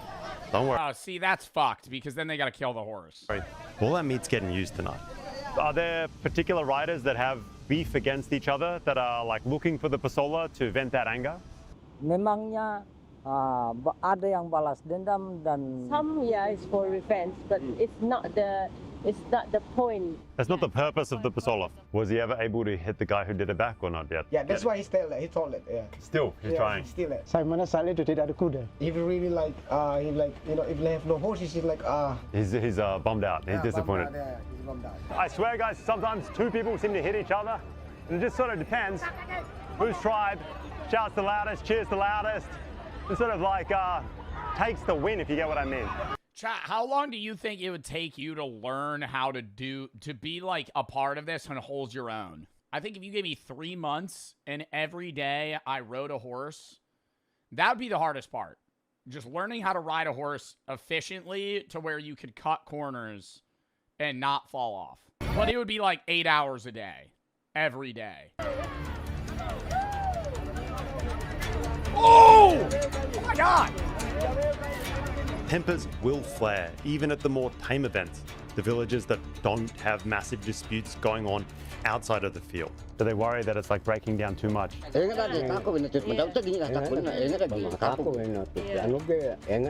Yeah, they worry about like people not gonna come to Pasola because they're scared. It's too violent now. Too violent. Yeah, that's what they're scared. There's just frequent separations between crowd members and participants alike. People stepping in, carting off riders who are furious about one thing or another. All right, just as it was getting a little bit heated, the rat. Yeah, this would be... somebody earlier was like, this should be in the U.S. This would go even worse. From the other village in the U.S. Sort of headed over here, may make peace a little bit. Like, you couldn't have a crowd. Some army guys got involved. I think it's sorting out. We got some. Yeah, somebody would bring a gun. I didn't want to say it, but you said it. So yeah, no, there would be. Yeah, somebody would bring a gun and shoot someone, and that would be. You hold this event in the U.S. That's how it would end. Please walk in the middle of the field. Try and push it to the sides again. This herbal tea. This stuff is gas. Also a ton of sugar in there, but really, really good. So a pack of 6 for $3.99. Yo, if you did this with me, I would have a monthly cost of weed. Like, that would have to be factored into my budget, bro. Like, those nowadays I drink are like $9 a can, bro. I would be like, all right, so we're doing our weekly stop and I'm spending $100. Yeah, I'm probably spending, I don't know how much money I spend on weed. I spend a lot of money on weed. I'm lucky enough to be in a... Mainly weed drinks. Because actual weed, I don't buy a lot of bud. I drink a lot of THC drinks. And edibles aren't that expensive. Situation where food prices have not... Somebody redeemed edible. It was you, jackass. I saw it. Why are you saying someone redeemed edible? You're the one that redeemed it. Really affected how I socialize or make these decisions around food choices. You know you're gonna get high, bro. It's 1:56, bro. Later. This is the first video of the day. Alrighty, let's go ahead and make our way to the other grocery store. Round 2, let's go. In terms of cooking versus eating out, I am almost always cooking at home. I very rarely dine out. Man, people are... How, though? There's some fire spots in San Fran, dude. They have so many, like, Korean fusion places and then just, in general, like, sushi restaurants. Fiending for the... I'd be eating out every other day if I lived in San Fran. The Coke Zeros. You ran out of the large ones. Oh, no. Here's what I got at the Western supermarket. A loaf of white bread. A bag of white rice. A dozen eggs, a bottle of Coke, and a gallon of whole milk. In total, this came out to be $22. Gut buster. This is you'd be pooping straight logs, bro. $2.34. Now, this isn't necessarily what I would get on a regular basis, but it's just to give an idea of how much things cost in my area. What do you do for fun in your free time? That's an excellent question. In terms of what I do... Oh my God, is this where he spends his money? In my free time, there are really 3 major... He owns like fucking $5 million of CSGO cases. ...areas that I spend my money on. The first is finances, so really a lot about the credit cards and churning and that sort of thing, as well as my personal finances. There's also a big aspect of travel, whether that's domestic or international. And I am also an active participant in the furry community. Oh, yep, and all the money, that's where all the money's gone. Dude, a fursuit's like fucking $10,000. Currently spend about $1,000 a year just for the privilege of owning the credit cards that I currently hold on to. In terms of my hobbies, I generally Amex Platinum spend between $400 and $500 a month across all of them. I feel like you can't factor. I know there's a point in saying that because it's like you spend that money, but if you have an Amex Plat card, like you're getting more out of it than like what you're spending in the annual fees. Though in certain cases, I will spend a little bit more money, and I'm currently saving up for a fursuit. On average, depending on where your maker is, as well as how reputable they are, a fursuit will generally cost between $4,000 to $7,000. The furry community means a lot of different things to various people. To some people, it's a way of expressing themselves, sometimes in adult ways, and other times it's... Bro, he's really like fur-mogging everyone in this fucking picture, though. Like, he has an animated fucking mask, and everybody else just has, like, a regular... Like, he's actually fur-mogging. In adult ways, and other times it's just a way of designing a fictional character and sort of... Joe, your DMs aren't working. I have a fursuit ready. Bro, stop. Living in a bit of a mascot costume. I almost bought... Yo, I remember that was a thing. I tried to buy... Y'all wanted me to buy a fur mask, like, years ago. And I thought it would be, like, oh, like, $200. Bro, they're, like, thousands of dollars. And other times it's just a way of designing a fictional character and sort of living in a bit of a mascot costume for a while. To me, being part of this community really means designing my own characters, as well as embodying them in the form of either commissioning art, or in some extreme cases, commissioning fursuits. What does he not have? Oh, this isn't the fursuit. This is the material he wants to use. And all of this faux fur, or at least part of it, will eventually end up on the head. This is a bigger part of the project, especially since I'm not super familiar with sewing, but it'll eventually end up on there. So my character currently is a bit of a cyborg hybrid between a canine as well as a robot, known in the community colloquially as a protogen. I think for really anything mentioning furry in the furry community as well, because of it being a sort of historically marginalized community in the social space, there are a lot of concerns around doxing, as well as in general people not necessarily being super comfortable with being public with this. I just happen to be one of the stupid people that decided to go public with this. I don't really spend a lot of money on improvement. People hate on furries that much? Bro, I'm like, who gives a shit? You want to spend $8K on a fursuit and be a furry? I don't care. Like, people that get that bothered, they'll fucking harass them. I mean, like, I understand people are making jokes, but I'm like, bro, to that point? My finances, it's more so... Hey, you want to be a furry? Who cares? ...of a lifestyle choice to take a look at credit cards and the perks that they offer and whether or not it's really worth it to me. In terms of maximizing your value for the points, this is really a process of trying to earn those points in the most efficient way and spending those points in... I care. Why? Like, bro, what a weird outlook on life. Like, that you're letting that irk you on a daily basis. Like, it doesn't affect you at all. It doesn't affect you at all.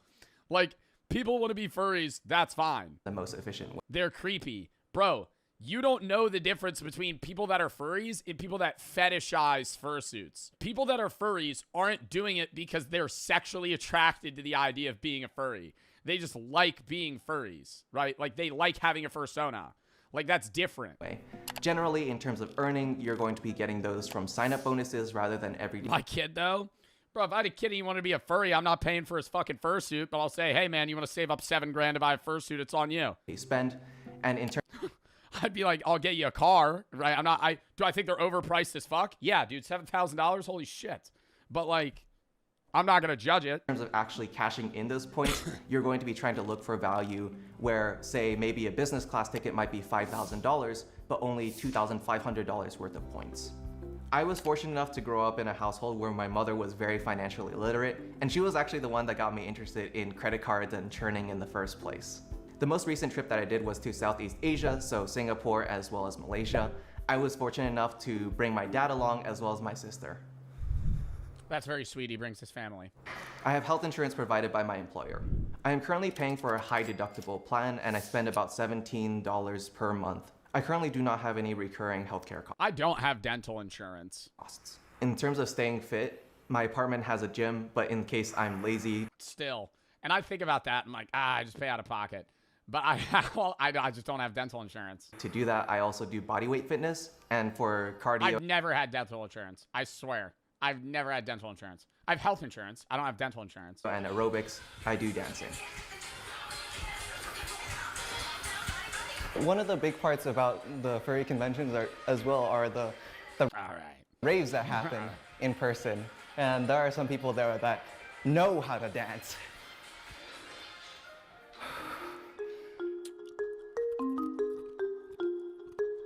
In any given month, I will save anywhere between $5,000 to $20,000.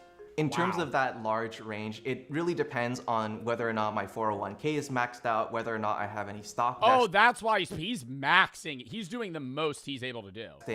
And whether or not I have any bonus. Why are you saying all right? Buddy, I'm not saying all right. Like, I'm saying all right because it's cringy. I'm not saying I'm not cringy, bro. I twerk on stream. That shit's cringy as fuck. In terms of I'm not sitting here, bro. I'm not sitting here acting like I'm not cringe as hell either. Matching out my 401k with my employer, I contribute $24,500 up to the maximum limit that I can contribute alongside my employer contributions. Okay, they do match it. That answered my question from an hour ago. In addition to that, I make after-tax contributions all the way up to the IRS limit of $72,000. So in total, about 1/6 of my compensation is going towards my 401k. In terms of my other investments, I also max out my Roth IRA and HSA every single year, and then any additional money goes into my brokerage account. I'm currently about 80% invested in the US stock market and 20% internationally. I think like with many other parts of my generation, I'm heavily invested in the spider fighting rings of the Philippines. So I understand the 20% international. Very much a big split in terms of financial literacy, among other things. There's a swath of people who are fairly well educated in terms of personal finances, and there are a lot of those who are just getting by.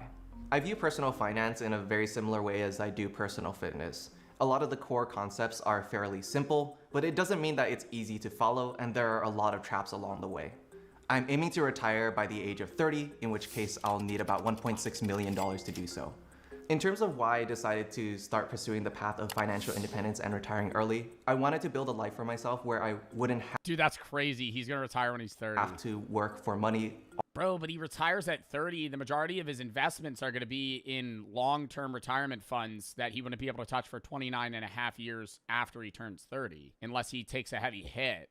So it's like, well, he needs 1.6 million, fluid cash. Like, he needs $1.6 million and then he'll retire. I just feel like that's definitely enough money, but it's like, then he's going to have to live. Like, why not? In my mind, okay, see, this is maybe like a money hungry mindset here. But in my mind, if he's making $300K a year, why not work another 5 years, pocket another fucking, $500K, and then be able to live at a higher annual spending rate than he does now? Like, because you retire at 30, okay, what do you do with your life? Like, people ask me what I'm going to do when I'm done streaming. Like, yeah, I could be done, but, like, I'll probably do other shit. Like, I've talked about wanting to work at a dog shelter, becoming a personal trainer, just doing something to, like, keep, active, right? Like, you can't just be like, oh, okay, now I'm going to bum for the rest of my life.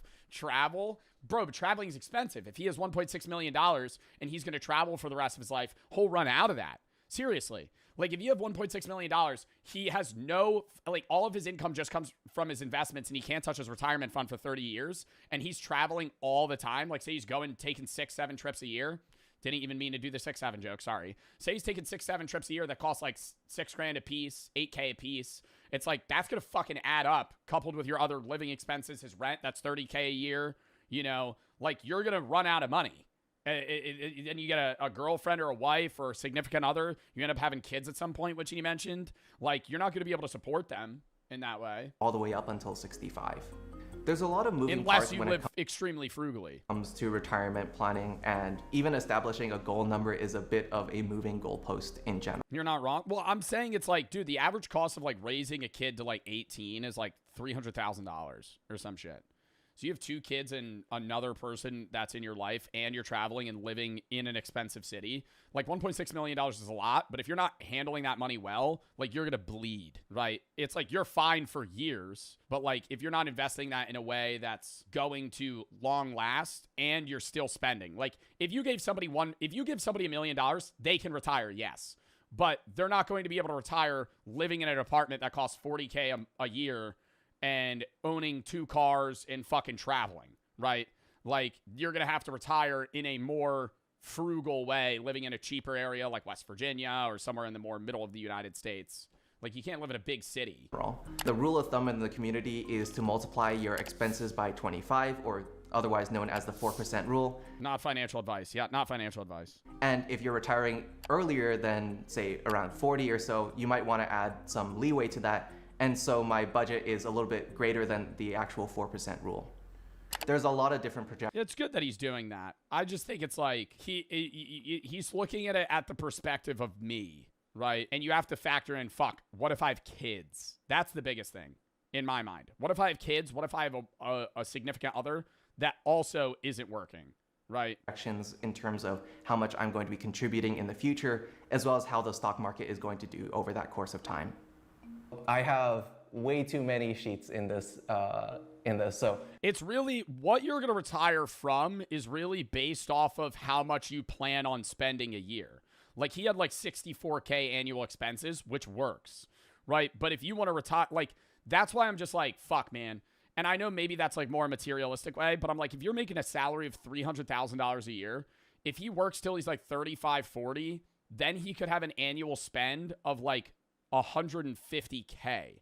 Like, he could live at a much higher quality of life and travel more and own more. It's greedy. I mean, yeah, but like, I don't know. I mean, retiring 30, I would say saying work till 40 isn't greedy, right? Retiring at 30 is a young age to retire at. Every month I'll create a copy of this sort of base spreadsheet. I designed it myself. Retiring out of 30, to put it in perspective, is 8 years of work out of college. Like, less than a decade. You graduate college, you work for 8 years, and you're done. Like, I'm not sitting here saying people should work till they're 60. No, that's fucking long, right? But like, you're working 8 years. I don't really have a template that I follow, and I prefer it this way. It's more of a DIY approach of, if I decide that there are certain categories that I don't want or categories that I do need, then I'll just add it onto the spreadsheet and it'll be copied over. He's got emergency funds out too. Dude, he really is thinking far into this. Hey, I trust the number that he's arrived at then. For the remainder of however long I decide to do this budgeting. I actually do have a larger tax sheet that does track down in terms of like taxes that I'm paying, in terms of the income that I'm getting. What do you think is a good age to retire? Whenever you have a fucking enough money to retire? I mean, which is what he's doing. It's just enough money. Like, what do I think the average person should be able to retire at? 50. So then you get a back half of 25 years. I think in a utopia, people would be able to retire at 50. I think seeing people in their 70s working and not, like, there's people that are in their 70s that work because they're just bored. But people that are in their 70s that have to work, I feel like that's turbo shitty, you know?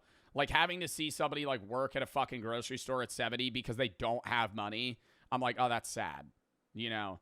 Like, you're an old-ass man. You're an old-ass woman. Like, you should be able to, like, you know, play shuffleboard and, like, watch fucking Wheel of Fortune till you die, you know? The expected amount of paychecks. And then over here, I just have some pretty straightforward projections in terms of actually where I'm going to be at financially for a given year and age, assuming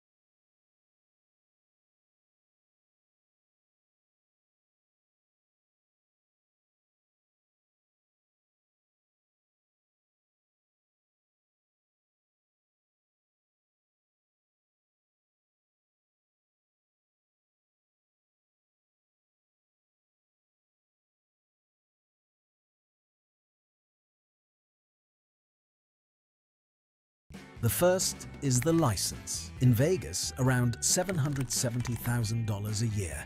In New York, just applying costs $20 to $50 million. No guarantee.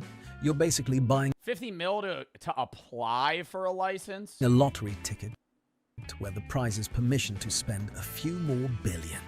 The second is geopolitics. Macau in southern China is the biggest casino market on Earth. $28 billion in 2024, more than 3 times the entire Vegas Strip. But the Macau government issues exactly 6 concessions for the whole city. The next round of bidding is in 2032, or you could try North Korea.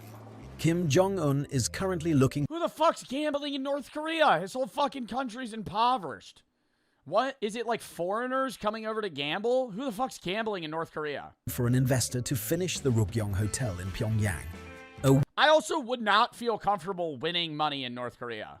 Like, if I gambled, say I won like 10 grand in North Korea, if I cashed that out, I would be worried of my life. I would be like, I'm not getting out with this money. They are certainly keeping it. 105-floor building they started in 1987 and somehow have not You play roulette at a North Korean roulette at a North Korean casino. I bet 36 the number. I put like 5 grand on it. It hits. The fucking dealer just picks up the ball and puts it in another one and goes, "You did not win that. You did not win that, sir." finished in 38 years. You're like, wait, what the fuck? Get the pit boss. Pay for the interior, you get the casino license. Estimated cost, another $2 billion on top of the $750 million already buried in it. Even the most isolated dictatorship on the planet understands that a casino is just a foreign currency vacuum with a roof. I call out the pit boss. Yes, Kim Jong-un. Oh my God, heart drops. It's Kim himself. What's the problem? Nothing. Sorry, it was a bad bet. It was a bad bet on my end. Now we get to the question that actually matters. Where does the money come from?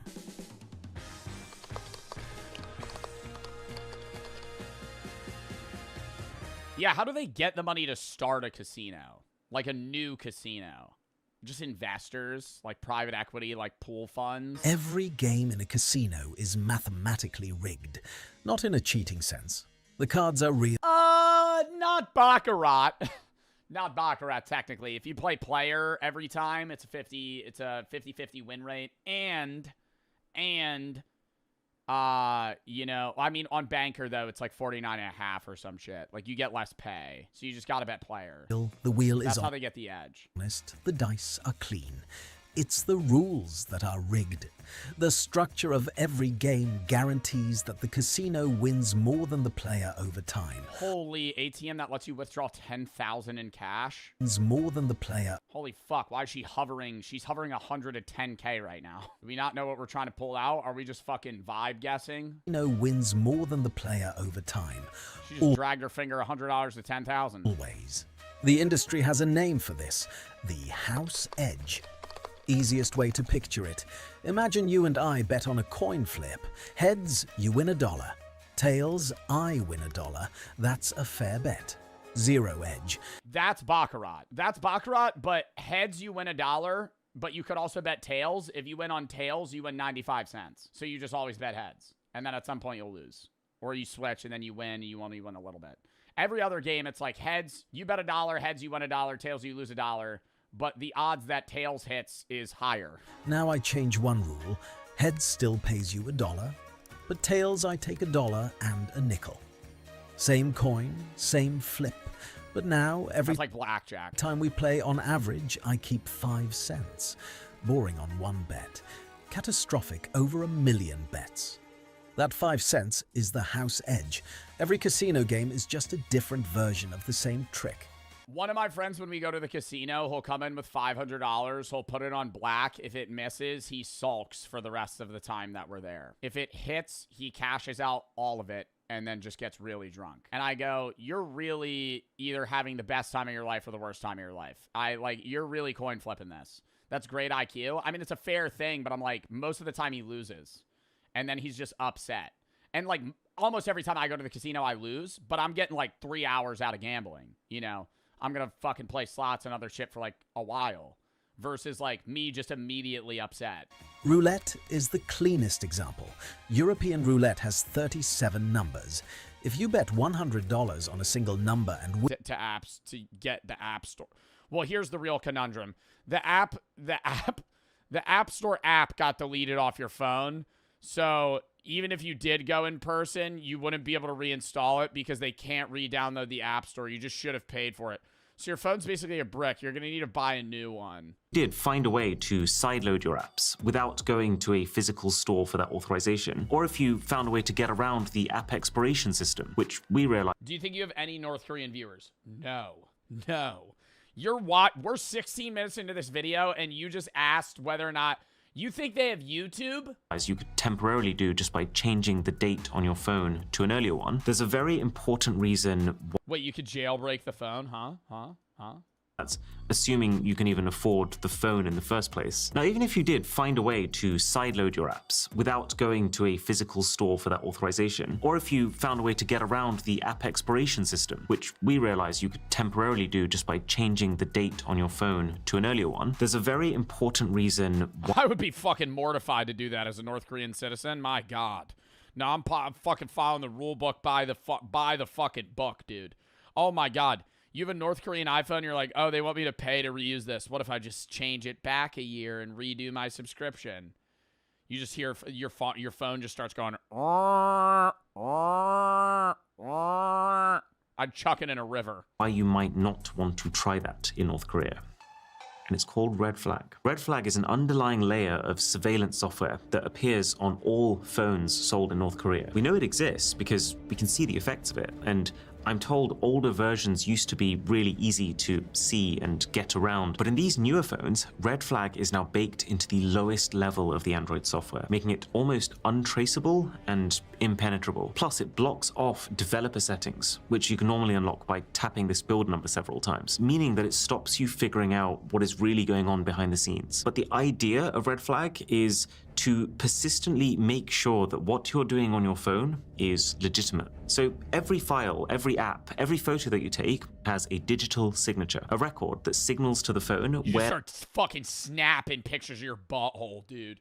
Oh my God. Oh my God, dude. There's just one guy at a big fucking he's at like a fucking huge monitor screen in North Korea, just like monitoring everybody's phones. He's just like, dude, what's this one guy doing?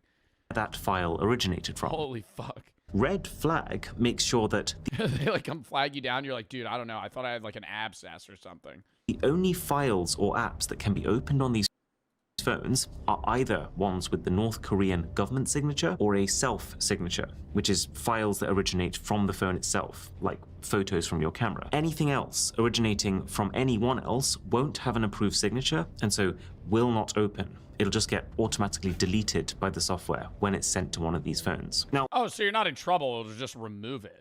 That doesn't seem to have stopped people from trying to get unauthorized content to work. There was an extensive report from Martin Williams and Niklaus Scheiss, which goes into how some would try to skirt the system by opening foreign files via the phone's web browser. But now that the signature checks are happening on a deeper device level, it can pick those up. It doesn't work. Or there was a Daily NK report last year that mentioned while North Koreans couldn't store outside videos on their phones, they could insert SD cards containing the material into their phones instead. However, there is one final, very sinister surveillance feature, clearly designed to deter any attempts at this. These devices, both of them, will take periodic screenshots as you're using them. I thought that was the red flag thing. What the fuck? Am I stupid? That's what I thought he was just talking about. Like that it was just showing times and you couldn't click on it. Isn't that what it is? See these screenshots being taken in the same way that you'd expect to. But you know it's happening because I can actually show you the folder where they're being stored. I can see this has actually been taking screenshots today while I've been recording this video. The frequency of the shots seems to vary, but it's many times per day. And the most alarming part— Yeah, that is very... Do you think it's on a random timer or what? Because it was like an hour and a half, like a day. But oh, wait, no. I'm looking at it backwards. Wait, am I? I feel like this isn't organized. It looks like it could take it every like 10 minutes or every 5 hours. Many times per day. And the most alarming part of it is all you can do is look. You can't click on them, you can't check them, you can't delete them. Now, whether the phones are sending those grabs over the intranet to the government continuously, or if they're just used when an official has doubts about you and wants to specifically confirm their suspicions, it's anyone's guess. But would you want to risk it in North Korea? Based on accounts from people who've escaped, this is a country which, since at least 2020, has had a law that spells out distributing and even just watching South Korean entertainment is punishable by death. People who distribute Bro, that watching like Squid Games, it would give you would get the death penalty. Watching Squid Games, they would kill you. Like, that is a crime that not like you're a serial killer that murdered fucking 15 people. No, sorry, you watched an anime. Now you die and your family's getting thrown in a camp. This content are tried alongside drug criminals. It's considered the same tier of crime, which says a lot about the priorities of the regime. So it really feels like every part of these devices, from the words you're allowed to type to the videos you're allowed to watch, are designed to reinforce a single narrative.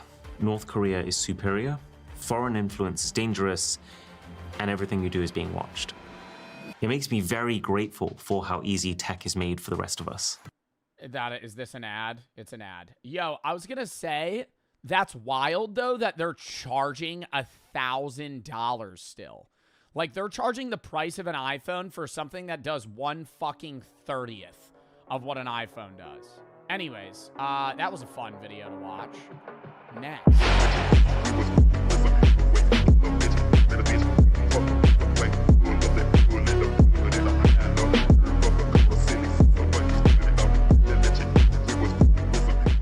Indonesia's deadliest ritual is getting worse. Ooh.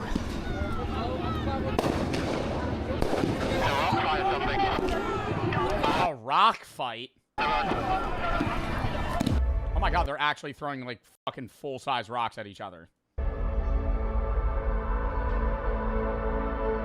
That's wild to think that, like, if you throw... You know when they say, like, somebody got stoned to death in medieval times? Like, how long did that take to die from that? I feel like one good stone to the temple, and you're probably gone instantly. Like, not hours. You have a whole crowd of people chucking rocks at your head, and your half of your body's just, like, fucking dug into the ground. I think, like, a minute and you're dead. It's a ritual where people break limbs. They lose eyes, and they frequently even die. What the fuck? Not like bring to home and then die in home. No.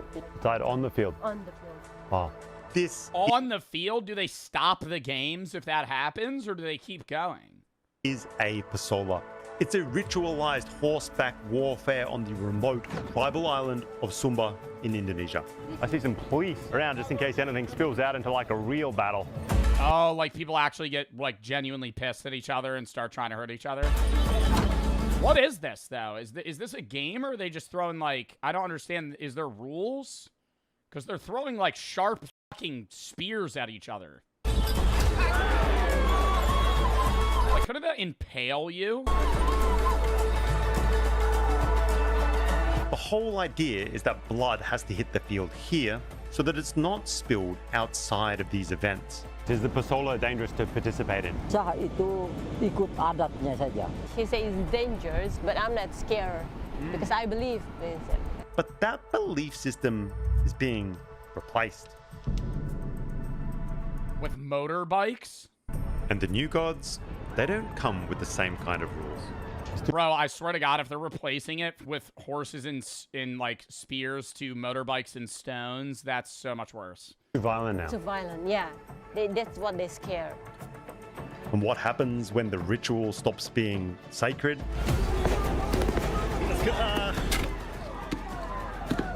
Well, by the end of this video... Oh my god, did the police tear gas everyone? You'll see what happens when things start to get completely out of control. And we get stuck in the middle of some pretty dicey situations. I don't know if this is a sport. It says it's a ritual, but is it a sport or like a tradition of sorts? Because what's that, what's the one in Rome? Calcio Historico.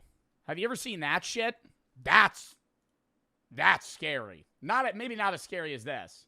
Calcio Historico is like a football predecessor. And they actually fist fight in the middle of the arena. Like, they beat the shit out of each other. I'm pretty sure it's like a tournament once a year. And you're only allowed to play for a team if you were born there. And you have to be in a certain part of Italy to play. Originated in the early Middle Ages in Italy. Still played in Florence. Is there a video of Calcio Storico? I would never even join this shit. This is like terrifying.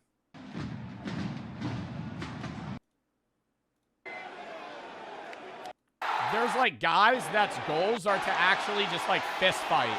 You see how they're like holding each other down like they're wrestling. There's dudes that their whole point is to like pin people down so they can't move. Where's like the start of a round? I want to see somebody like fist fight.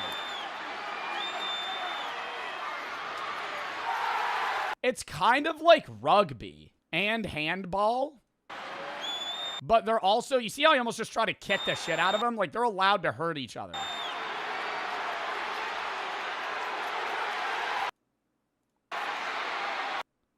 Do they got, like, a Calcio Storico high, best hits? Best fights. Where's the Here Comes the Boom? Fun Sport Friday brings us to Florence. We're watching. Look, they're fist fighting in the middle of the game. Fun Sport Friday brings us to Florence. We're watching. Oh my God! Storico, a game in which you'll never guess. It's so simple. The front lines box. They just try to kick each other's ass, knock the opponent out, so they have less people. While the back play the simplest game. You just try to put that ball. Yeah, you just fucking slump him. He just faints in the middle of the fucking arena. You go, okay, on to the next guy. You get third-partied. Imagine that. You're winning a fight. Some dude comes up behind you, hits you with a fucking haymaker.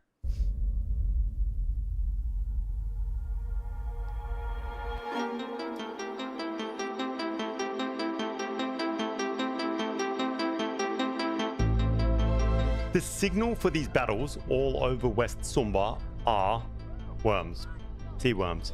They spawn all along the coast. Are those the ones that crawl up your penis when you pee in the water? Line in their billions. We are just off the front of the... Or is that a parasite? I learned that when I was younger on like a Discovery show. And I remember like forever after that, I've always been like afraid to pee in like open water. It's a fish. I don't know. There's some sort of fish or bacteria. That's a myth. It's not. There's like a parasite or something that like crawls up your dick hole in like freshwater rivers or something. Corosso. Here on Sumba, this is sold at every market. It's a traditional protein source just for the food value of it. Do you cook it? Brightly colored, kind of gooey looking, but for the... They kind of look like airheads. Like little ropes or something that you would have at like a movie theater. Kind of gooey looking. I doubt they taste like that though. But for the people of Sumba, it means one thing: go time. And there are thousands of people in these beautiful lagoons collecting them. Each pasola has its own kind of twist, but the nyale is part of the ritual for... It's called a kandiru, and they swim up your penis in open water. Yeah, that's horrifying. For most of them. So those who are not out all night participating in the tribal fight clubs, they swarm the beaches by the thousands at night. Headlamps, nets, families, kids, collecting this rare delicacy. Oh, bro. Okay. Okay. the dude that lives in Indonesia. Wait, are you peeing in the water right now? Yeah, no, the water's a little... Don't pee in the water. It's okay, I'm tall, dude. Don't pee in the water. There you go, you got a rock. This one here. Ooh. Alright. That thing could swim up there. Oh, Matty here, right? Yes, we're killing it. Bro. Toothpick fish. Wait, let me look that up. Sorry, we're so off topic right now. Toothpick fish. It says it's a kandiru, but it's very rare. Dude, imagine this thing swimming up your penis, though.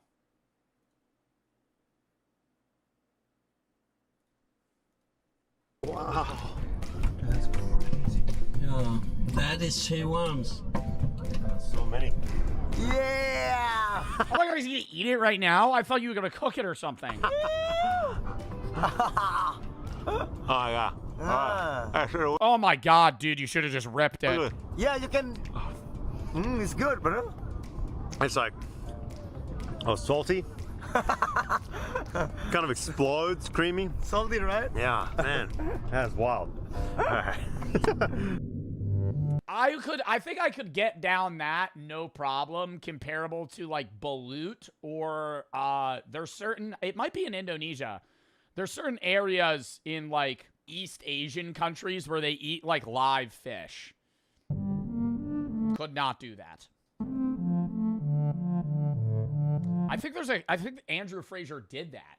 It's squids. No, there's squids and then live fish. Andrew Fraser, live fish. He did it with that one dude that wears a bandana. Yeah. We went fishing. It took forever, but we caught a good. Wait, right here. Sour vinegar.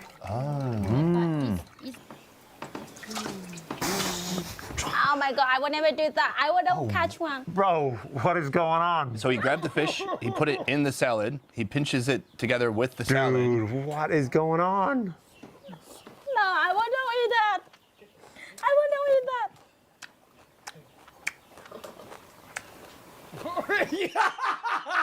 Yo, their faces, because it's like, you're next, buddy. Like, you're the guy. Like, you're like, oh no, you're fucking with me.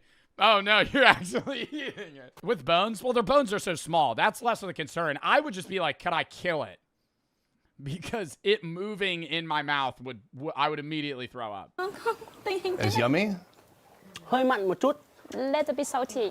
A little bit salty. That's his only critique.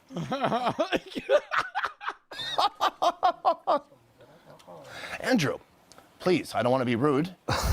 Yo, I'd be like, I think I need to go to the bathroom. Just fucking run out of there, dude. Here's the salad. Find your fish. There's some big ones in there. Wow, I don't see a world where you could eat that one while it's alive. I'm getting this little fucker. Oh wait, no, one's dead. I'm grabbing the dead one. I'm grabbing the dead one right there. Bro. Just drilled a triangle. They just drilled a triangle into the fucking ice. What are they going to just throw a big net down there? There's no way they're using fishing poles to catch food for the entire year. Carefully chooses which lake will be fished this year. This decision... Oh my god, they're just throwing a big net. Okay, I think they'll catch enough food for the year. They're about to just net up the entire fucking lake. It's made with deep respect for nature and the local ecosystem. How the hell did they get that under the ice?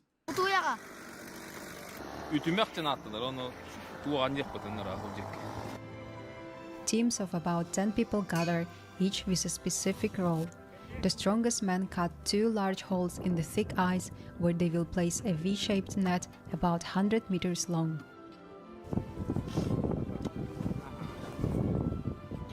You think they got restaurants? It's not even, okay, this is going to sound like such first world shit. It's not even like, oh, they don't have DoorDash, they don't have fast food. Like, I bet in the entire fucking like 50-mile region, there's probably one restaurant that's open like 2 days a week. And it's more kind of like a bed and breakfast than anything. It's just like you're staying in a family's home. Oh my God. So they have to get all the food themselves. Do you think they have grocery stores? Do you think they could buy food?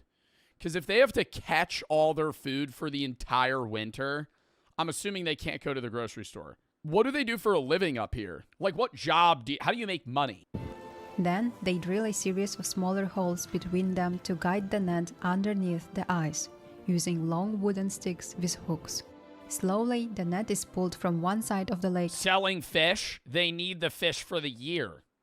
They export stuff? I feel like they gotta be like selling like lumber. To the other until it covers nearly the entire perimeter.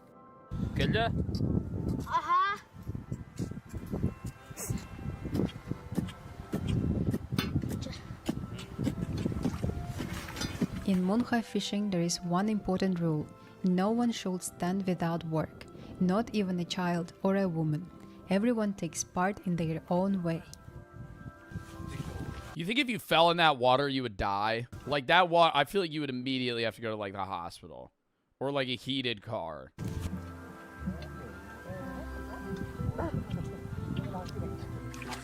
Not right away. If you can't swim, no, I think you would get hypothermia almost instantly. I think if you fell in that water, and immediately got out, you'd be so cold that the water would start freezing on your body. Years, Munha has become more than just fishing. And this is like the warmest part. This is the last warmest day they could do this. The true festival. People laugh, talk, and enjoy the little limbo. Last relatively warm day before the deep cold sets in. Children play outside, the boys are wrestling, the national sport of Yakutia, and a big part of the culture. In Yakutia, wrestling's the national sport. I feel like some of these guys got to be like, do you think there's any UFC fighters from fucking Yakutia? Just some fucking hardened people, dude. Some guys that just don't feel pain. Boy wants to become a strong wrestler.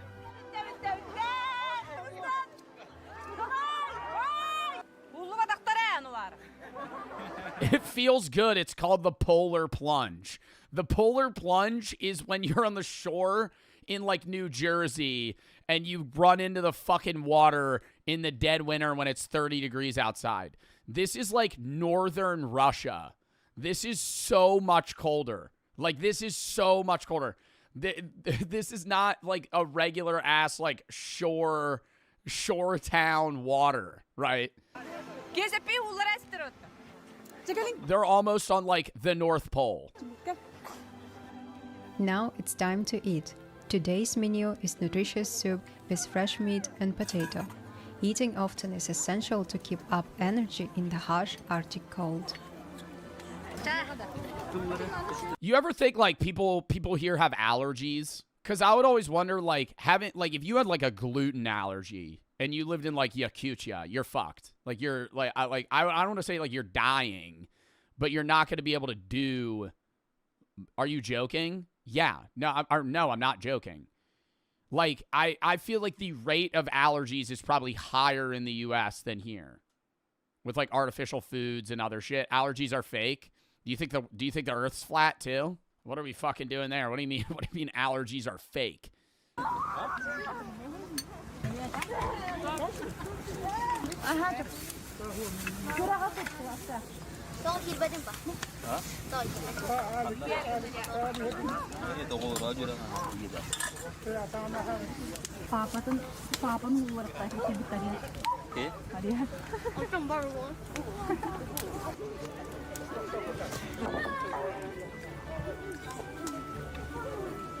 After the meal, everyone gathers around as the elders speak to the younger generation. In Yakut culture, respect for elders runs deep. Their words carry wisdom and tradition.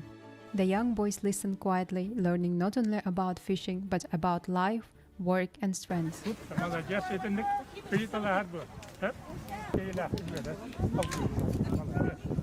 This kid just wants to go home and play Fortnite. At a funeral within 40 days, or pregnant women are not allowed to join the fishing. Locals believe that the lake can sense their tense energy and therefore will not give its gifts.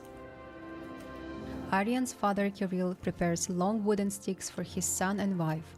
Together they will I want to see how many fucking fish they catch. Use them under the ice to drive the What if it's just a bad day for fishing? Or then what's the backup plan? Because I've gone fishing before.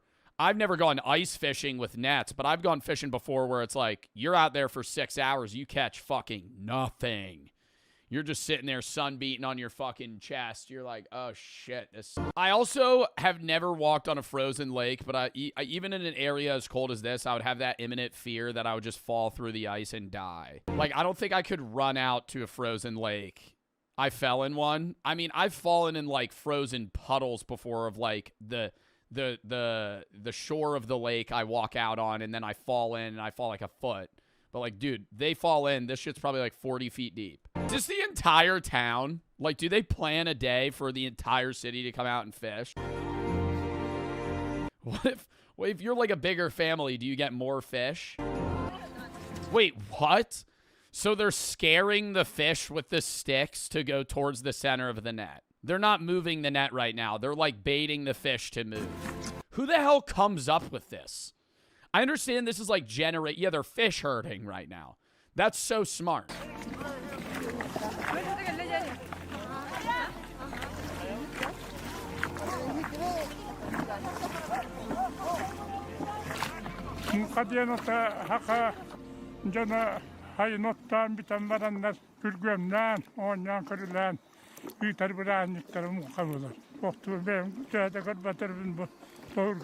He's blind?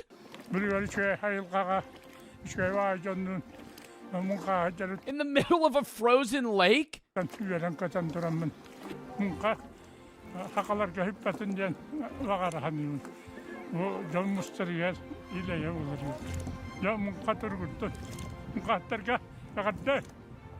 His eyes are such a pretty color. They look like cataracts. Like old people. Like you see it with your dogs or like your grandparents, where it's like their eyes get a little more gray.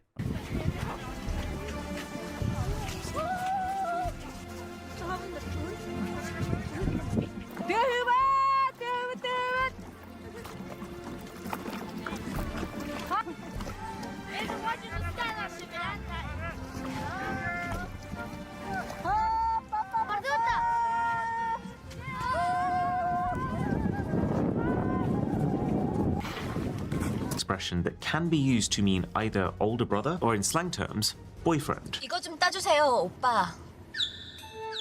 Which in itself does raise a few questions. On these North Korean phones, though, it corrects the word to comrade, accompanied by a warning.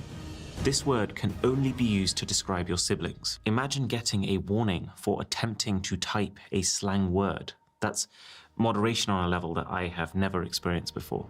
But what happens if you type like fuck Kim Jong-un? Like would that like would like your phone just brick and they would like fucking seize you instantly? No, seriously, like what if you like typed like some sort of threat? Like they would be like your phone just explodes. I would say even more significant than autocorrect, the biggest factor in controlling information going in and out of North Korea, and the main reason that the country is still this cryptic bubble and we barely know these phones even exist, is the internet situation. Or really, the lack of one. Look at this. On the Haeyang phone, there is I want to also kind of side note here, there is like a level of US meddling that people claim goes on for foreign phones for us as well. Like most US citizens that own a phone own an iPhone and don't really ever have access to like Huawei, which is the Chinese phone that is a lot of the time seen as more technologically advanced and more user-friendly and developed than the US iPhone and iOS versions.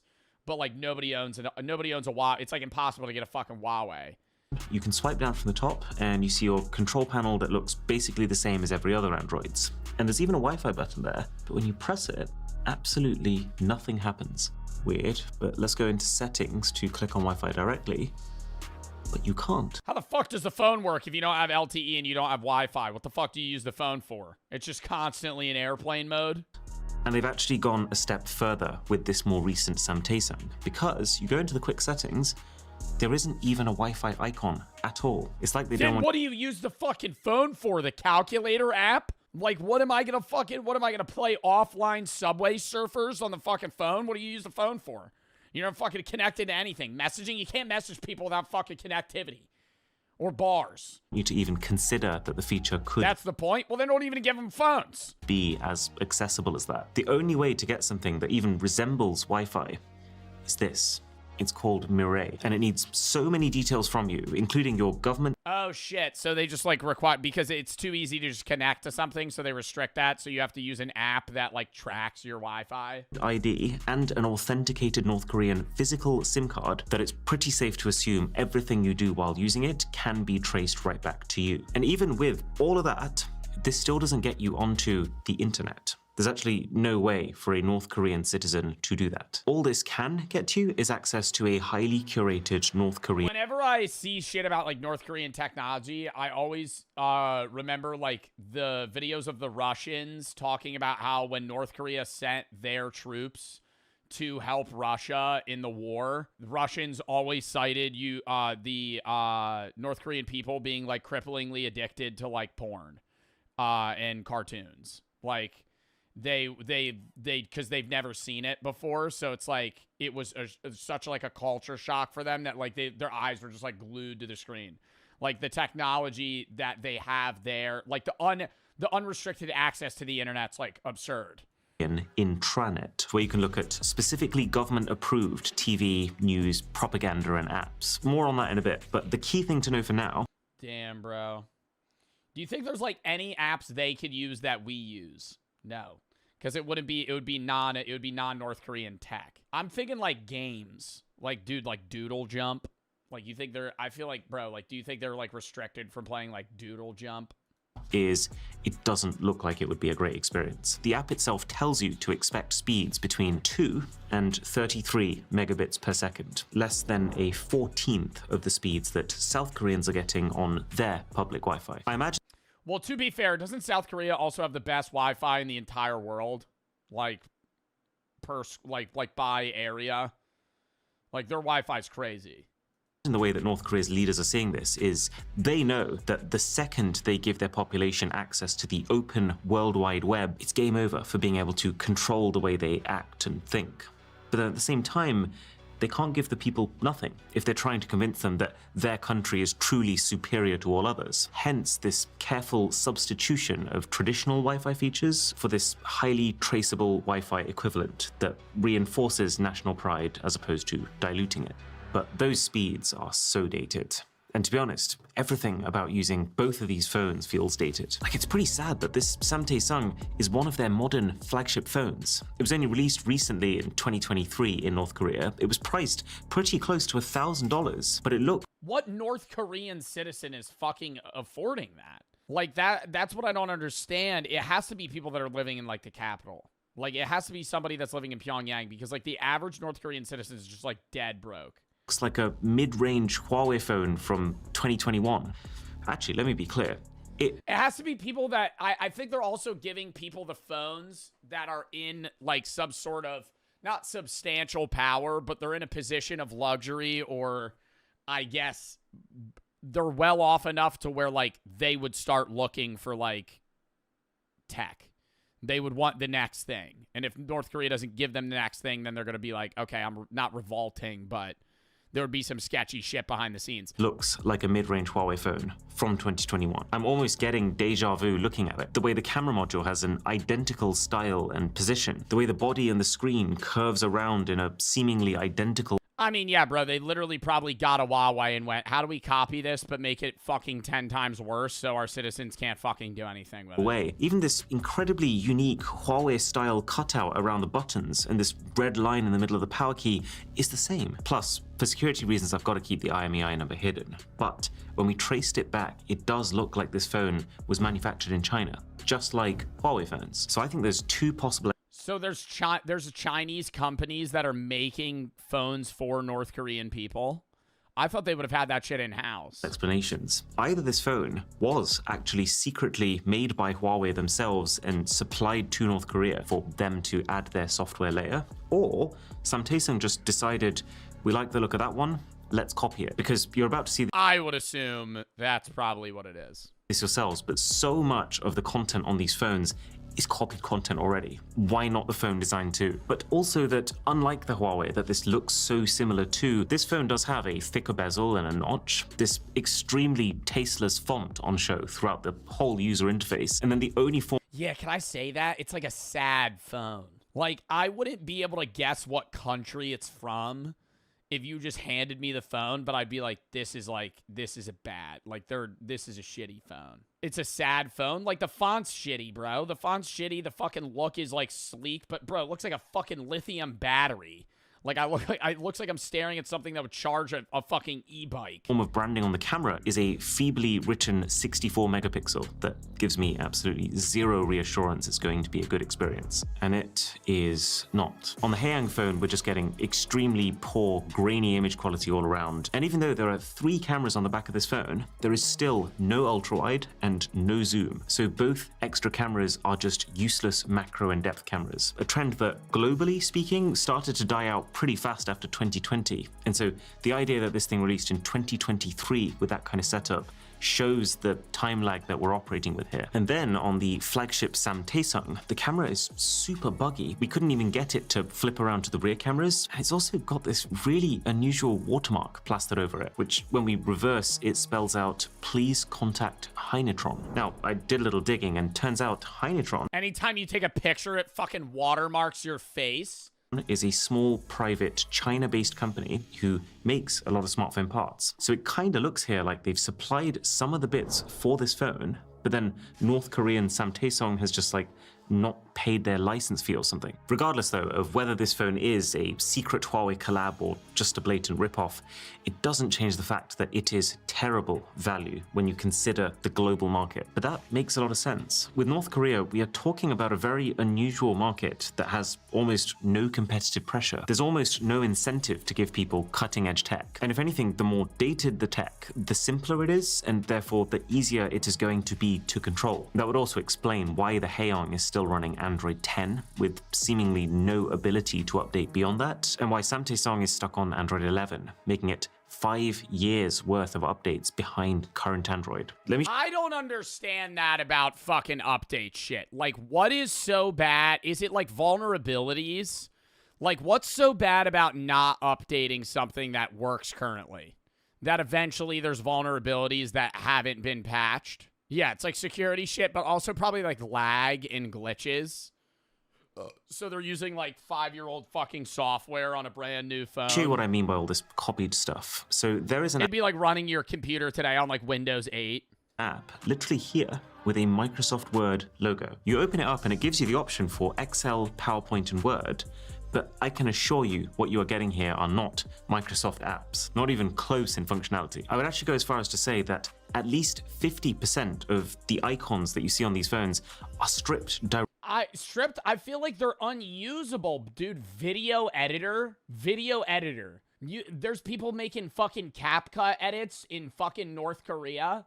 Get the hell out of here. Theme manager, what is this? Directly from other companies, like File Manager and Compass. Those are basically Huawei icons that are very slightly reskinned. Maps is an almost one-to-one of the Google Maps icon. This random game uses the same icon as the Mobi Office work application. But let's just zoom out for a second. Even the official Samtaesung wallpaper, I'm pretty sure they have literally just downloaded the wallpaper from an Honor phone and then added an 8 to it. And then if I go over here to the About Phone section, I recognize that image. That image is actually stripped straight from the promo material of the completely different looking Huawei Mate 30 Pro phone from years ago. And yet it is serving as the poster image for the Samsung. I'm surprised they even put this much work into like making it look nice. Like, do you think that's a part of the appeal for the North Korean people? Is like they're really trying to con you into thinking this is a good phone? Because like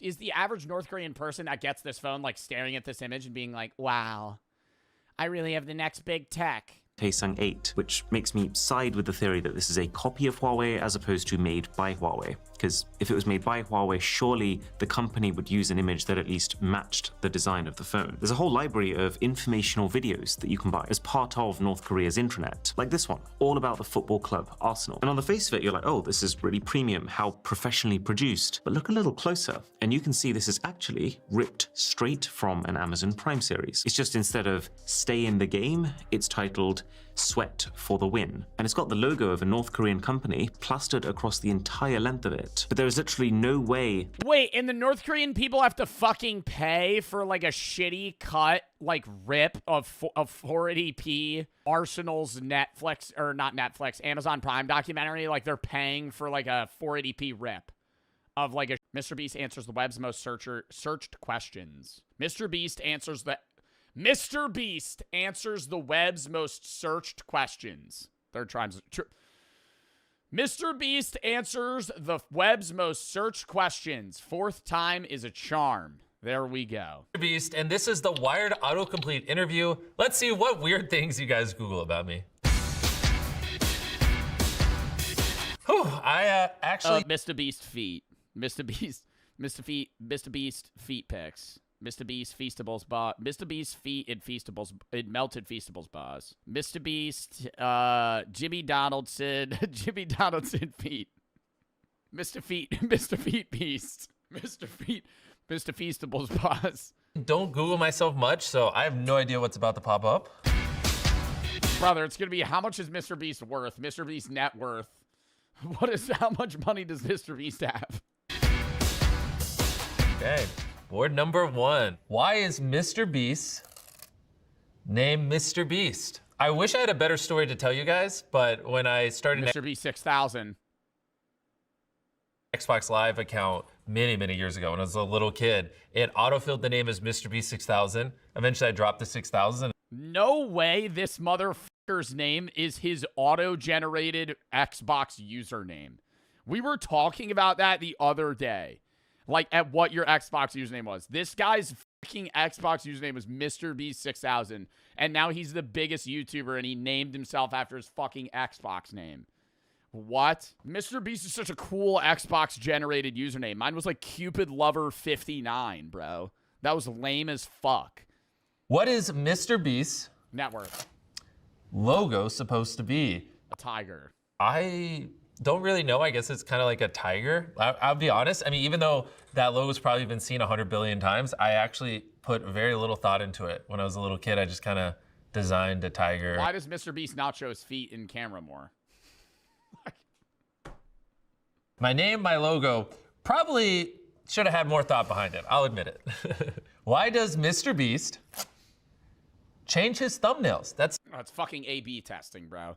It's Mr. Beast has like gamified the YouTube game. Like, it's not just A/B testing. Mr. Beast will have like 20 different thumbnails for like one individual video, because like minute changes can increase click-through rate pretty drastically. Like, even if he has one video with like, say his click-through rate's like 10%, and then he has a thumbnail that gets it to 10.4, that 0.4% for somebody with, you know, fucking 300 million subscribers is millions of views. That's a good question. So what they're referring to is sometimes we'll upload a video with the thumbnail, and then if you check the video a month later, it'll have a different thumbnail. The answer is, I just never know how to thumbnail our videos, because sometimes we'll do something crazy like world's fastest man versus a cheetah. How do you show that in a thumbnail? Because there's like 100 different ways you can make a thumbnail of a man running against a cheetah. You could do like a side profile shot, you could do a frontal shot.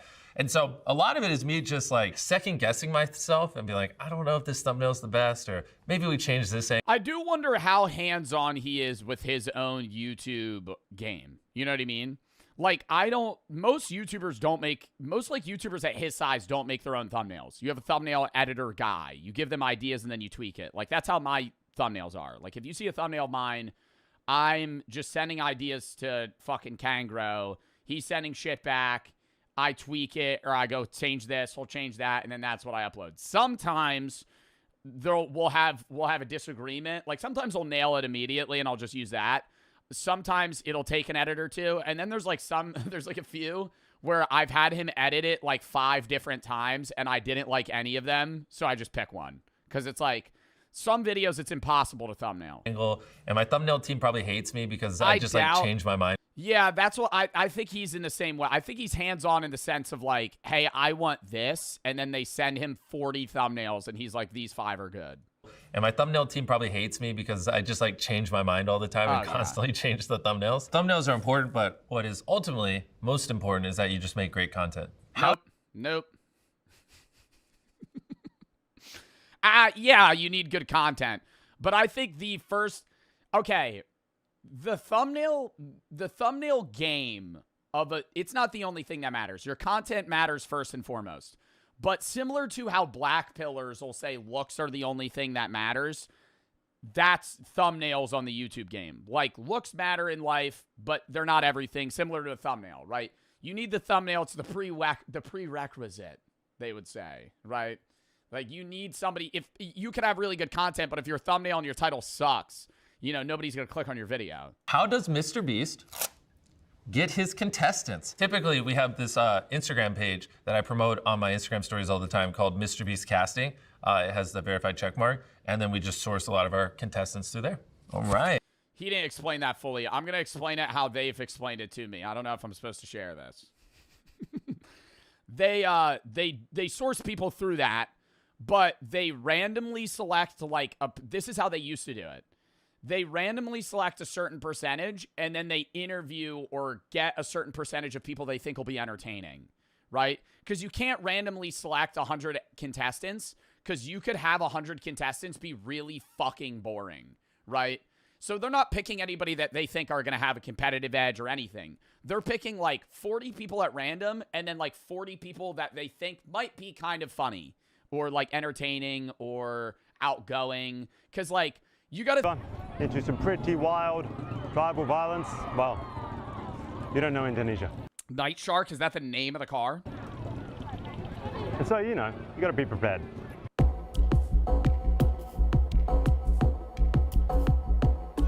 You can feel how dangerous... Yo, that guy's got a fucking arm on him. Dude, if that hit him, I actually think he would die. You can feel Look at that.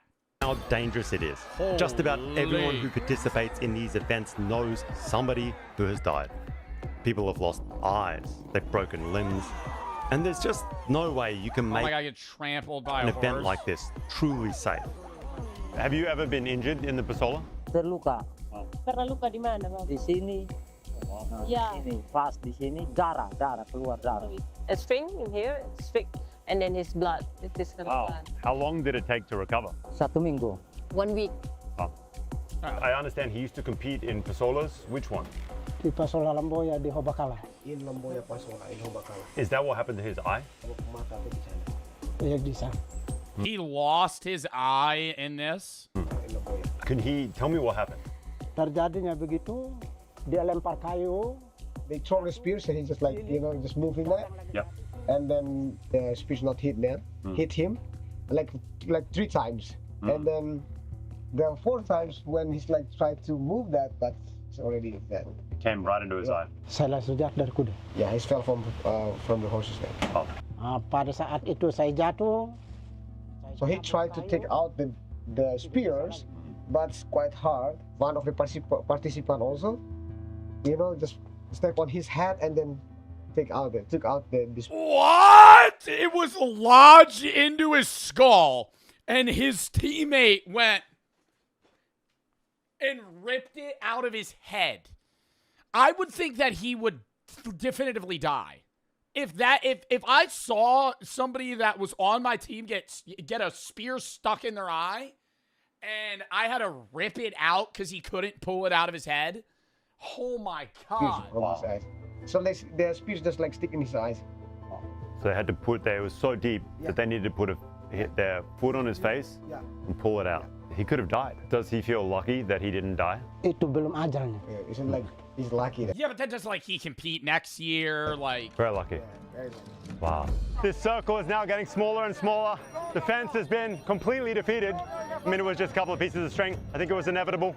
We are slowly pushing them into this kind of like circle of death, the 2 teams closer together. More and more action, harder and harder to avoid these spears. What? So as the game goes on, the crowd closes in, so it's like a Fortnite zone. Oh my god. Dude, they're literally zone moving in, bro. They're making the circle smaller. And what starts out tame builds. Oh. That had to hurt so bad, dude. Like, even if it doesn't hit you straight on, like, you're getting hit in the head with a wooden stick. Full speed.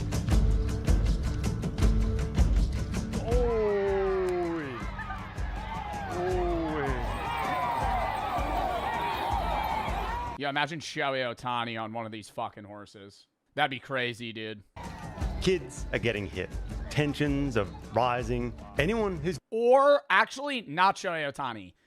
Because they kind of throw it like a javelin. Imagine they get one of those, like, world record German javelin throwers to fucking get on one of these horses. start chucking sticks. Kids are getting hit. That'd be scary. Tensions are rising. Anyone who's getting hit wants their own back.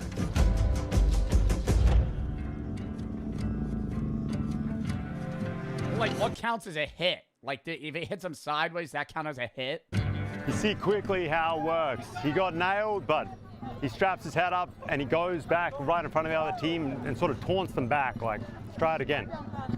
You want to get hit, you cannot show weakness. You can't show you've been beaten. In fact, yo, that guy throws actual fucking darts. Get that guy back. And that's when you start to feel the genuine competition, the grudge match. Would you compete for 10K?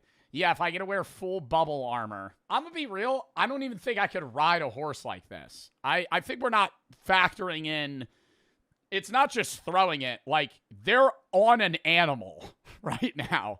Like, that alone's probably one of the hardest parts of this, is that they're actively controlling a horse while they're leaning over and throwing shit at each other.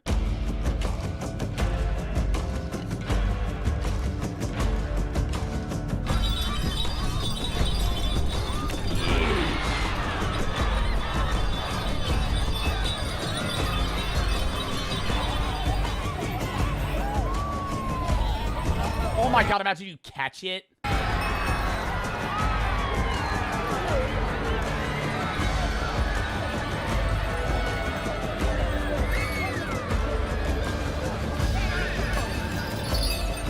This looks so fun though. That's the problem, dude. Like, this looks dangerous, but it's like, I get why they're doing it. When one person scores a hit, the whole side of the field that scores the hit, they're going to go ballistic, and more ballistic depending upon how successful that hit was.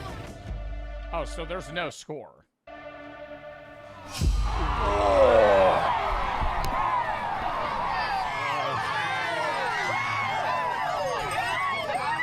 When you hit somebody with your spear, I see like people celebrate. Kena. Bagaimana perasaannya Bapak? Wah, senang. Yeah. It feels like really proud. Really proud. Yeah. You see guys come off at speed. Spears hitting at awkward angles. The horses must also die in the Pasola, right? They must break legs and stuff, because I see them like fall over. Saya belum masuk Pasola, ada yang baku tabrak kuda mati. Yeah, the sub horse also die on the Pasola. They run into each other. Oh, that's crazy, huh? Horses sliding, slipping, breaking their legs and getting carted off the field. Don't worry. Oh, see, that's fucked, because then they gotta kill the horse. All that meat's getting used tonight. Are there particular riders that have beef against each other that are like looking for the Pasola to vent that anger? Memangnya ada yang balas dendam dan Some, is for revenge, but it's not the point. That's not the purpose of the Pasola. Was he ever able to hit the guy who did it back or not yet? Yeah, that's why he told it. Yeah. Still, he's trying. Still it. Saya menyesali itu tidak ada kuda. If you really like, if they have no horse, he's like, He's bummed out. He's disappointed. He's bummed out. I swear, guys, sometimes two people seem to hit each other, and it just sort of depends whose tribe shouts the loudest, cheers the loudest. It sort of like takes the win, if you get what I mean. Chat, how long do you think it would take you to learn how to be like a part of this and hold your own? I think if you gave me 3 months and every day I rode a horse, that would be the hardest part. Just learning how to ride a horse efficiently to where you could cut corners and not fall off. But it would be like 8 hours a day, every day. Oh! Oh my God! Tempers will flare, even at the more tame events, the villages that don't have massive disputes going on outside of the field. Do they worry that it's like breaking down too much?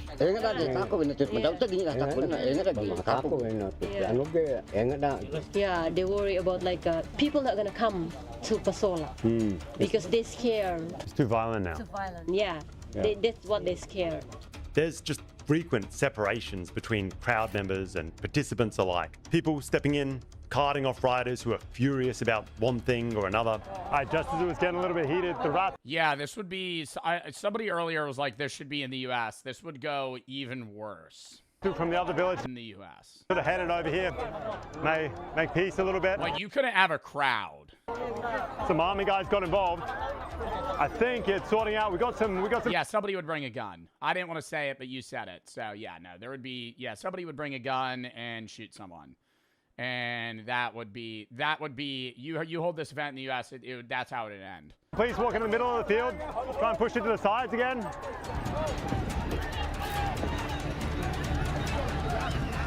All right, so like, when does the event end? Like, is the event over now? Because there's just like so many people in the field. Oh, he's an official telling them to back the fuck up. It's a thick crowd. It seems like we're like an hour in. It feels like we're just getting really started now. It's really getting heated. People are really getting into the mood of it. These big waves of guys rolling.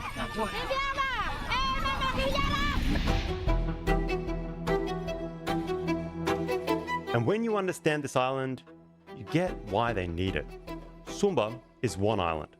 1 million people. But it has 1 million people live on that single island? People. But it has almost a dozen languages. Are they similar languages? Dozen languages?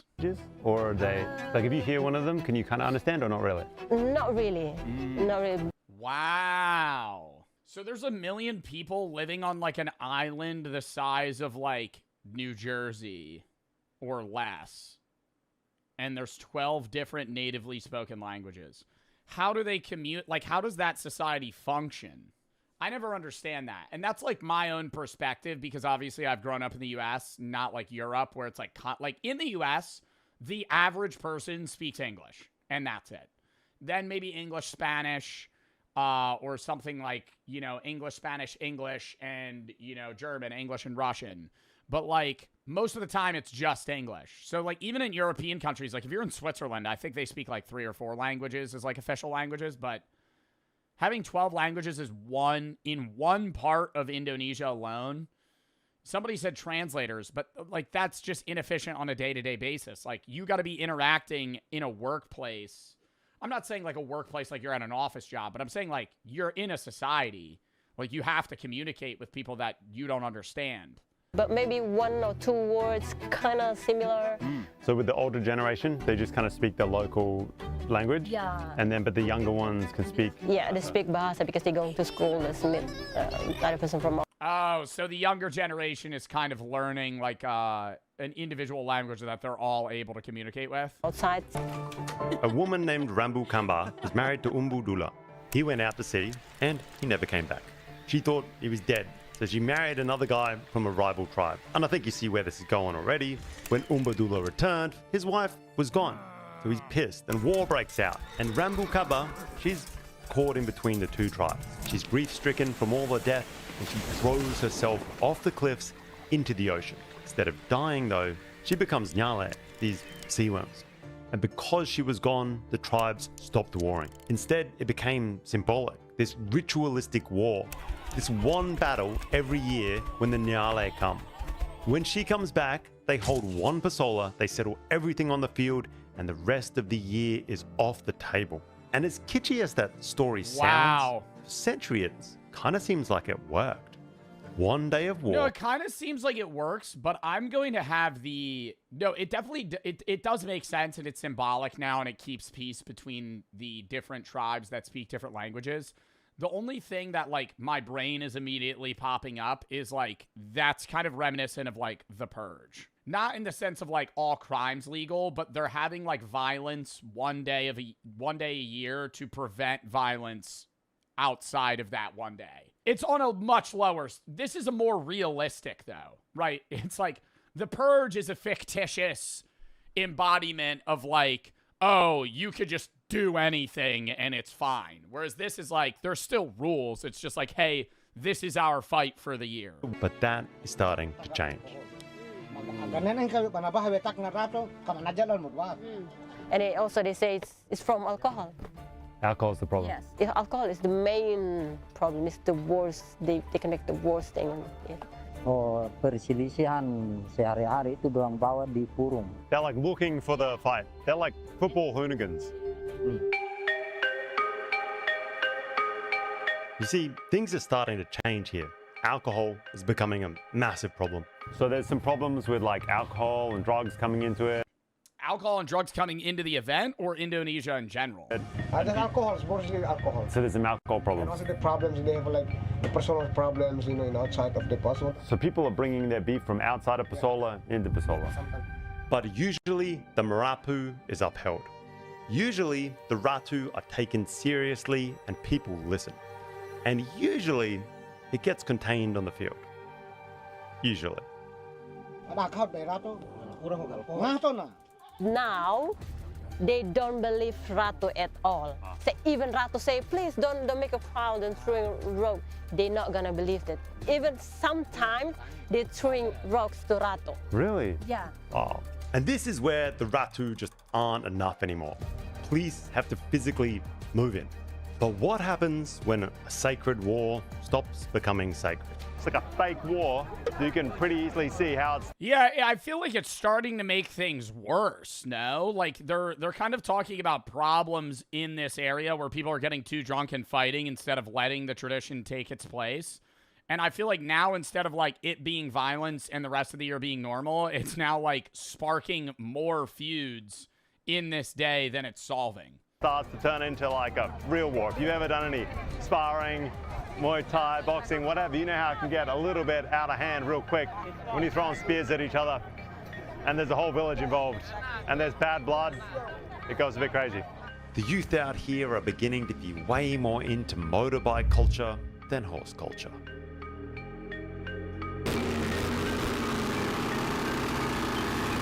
The horse culture is fading away in favor of... Yeah, I feel like it's going to be way more dangerous if this at some point switches to, like, motorbikes.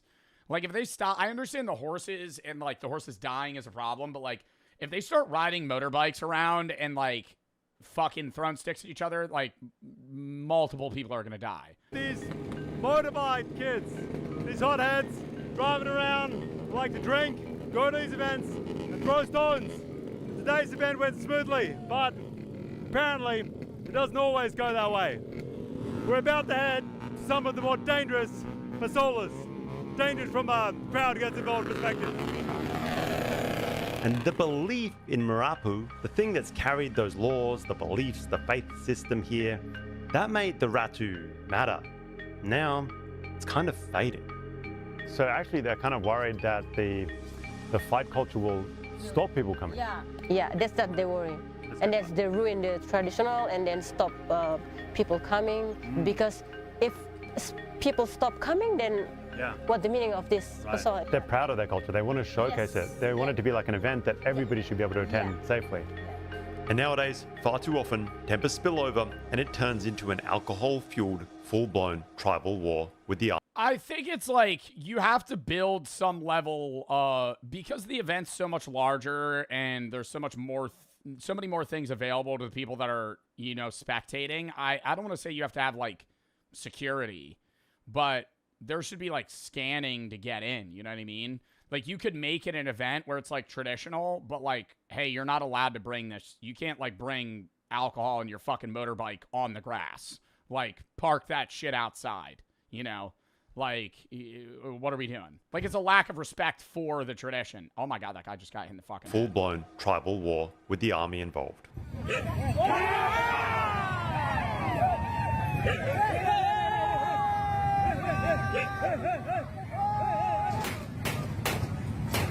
Oh, is that a fucking gun? The crowd reacts, and all of a sudden, it's a hail of stones. Alright guys, rocks are flying, chaos kicked off. The dude with the cigarette hiding behind Andrew. There's a rock going off. He's just fucking huddling behind him. Rocks are flying, chaos kicked off. It seems like the war is here.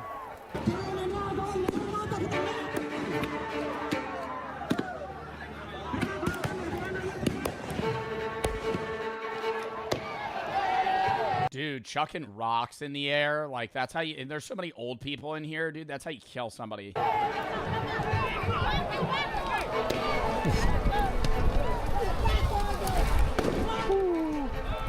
There's spears. Yeah, they're fleeing this shit like it's a frat party that got fucking ran through by the cops. Now, as well, it seems like kind of tension is built up between running out of here. The two sides. Maybe someone wasn't happy with the way something went down. I saw the police dragging one guy away.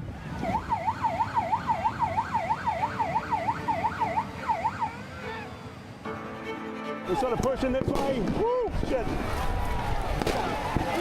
I would be so worried about that camera gear, bro. Even more than me getting hurt, I would be like, I'm holding a $10,000 camera right now. if I drop this shit into the water.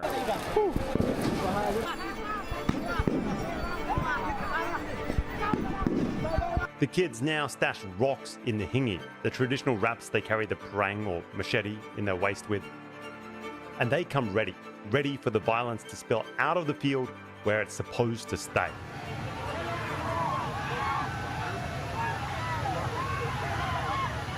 First, it's microphones and maybe a flashbang or two. Then it's the tear gas. And then it's the water cannons. I feel like it's turned more, the way he's describing it, it's turned more into people kind of waiting for this part of the event than the actual tradition itself. Like, they're showing up with rocks in their fucking belts. Like, they're knowing this is going to happen and doing it anyway. Like...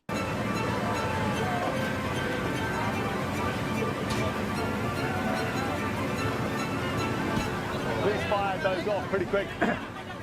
Oh, fucking hell.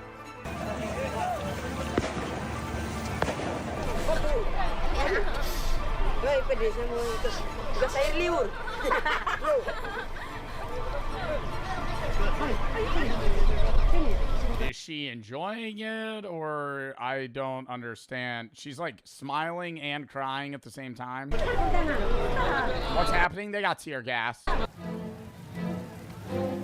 Limboya may be the biggest event of the year. That ended in rock fights, maybe about an hour or two in. An hour in, it was a rock fight? Bro, no way. That's like, yo, they gotta have something. No rocks. No rocks allowed. 1 hour in, there's a rock fight. Wanukaka, and then it's just done. The second biggest on the island, barely 30 or 45 minutes in before it was over. Apparently, there's large border disputes in that area, and the tensions between the tribes is sky high. How has the Pasola changed since they were young compared to now? What is the difference? Beda. Aman. Dulu aman. Before, there's no like alcohol. There's no alcohol. Yeah. When he was younger, was it also like that? Itu tidak sering, not often. Dari hatinya mereka, dorang bawa di budaya. Because they have a problem outside of the Pasola, and then when Pasola happens, they see the enemies or they doesn't like someone, and they just, For this next generation, these youth, for many of them at least, these battles on the field aren't about the tradition. They're about the rock fights. You come for the... Testing North Korea's illegal smartphones.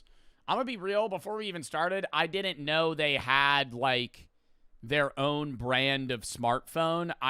Just because I assumed the majority of individuals in North Korea didn't own phones. Because the government control would probably it would be really hard to restrict that. But I'm assuming the people in poverty in North Korea don't own phones. I'm assuming it's people that live in, like, Pyongyang, like, somewhere where it's, I guess, more populated / like, you're allowed to have more luxuries, you know, because you live in the capital.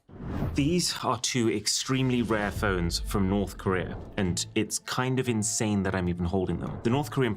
Why is one of them in English? And holding them. The North Korean population is so cut off from the outside world that it's almost impossible to even get a text message out, let alone two fully functional smuggled phones that show us in crystal clear detail what it's actually... Oh my god, does the map only show North Korea?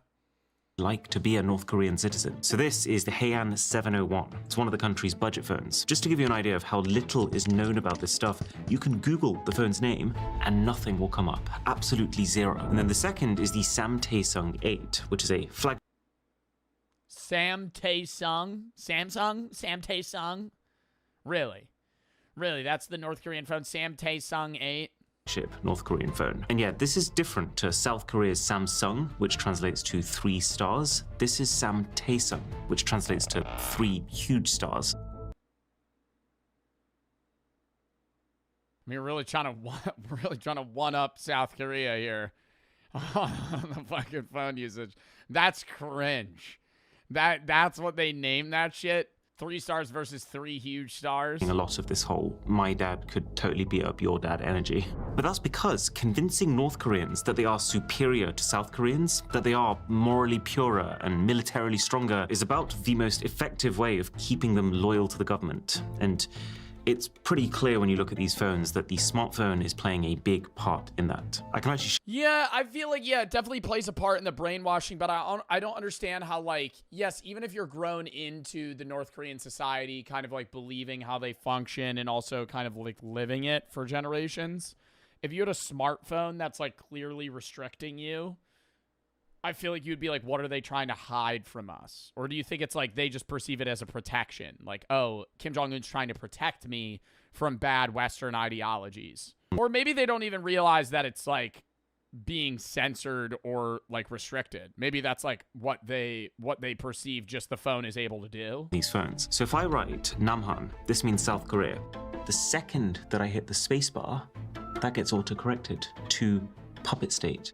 It is bonkers seeing censorship this explicit happening in real time in front of my eyes. You physically cannot send the word Namhan even if you try, which shows just how committed North Korea's government is to sustaining its narrative that South Korea is this inferior, less individual country that just blindly follows whatever the US asks them to. Other ways of wording it, like Republic of Korea, that doesn't even get corrected. That just turns straight into asterisks. Kind of like you're a child and you just tried to make your Club Penguin username a swear word. And you can actually see the censorship becoming more invasive as time is going on. Because if we use this Heian phone, which came a few months before, this one lets you write North Korea as North Korea. But the Samtaesung doesn't even let you do that.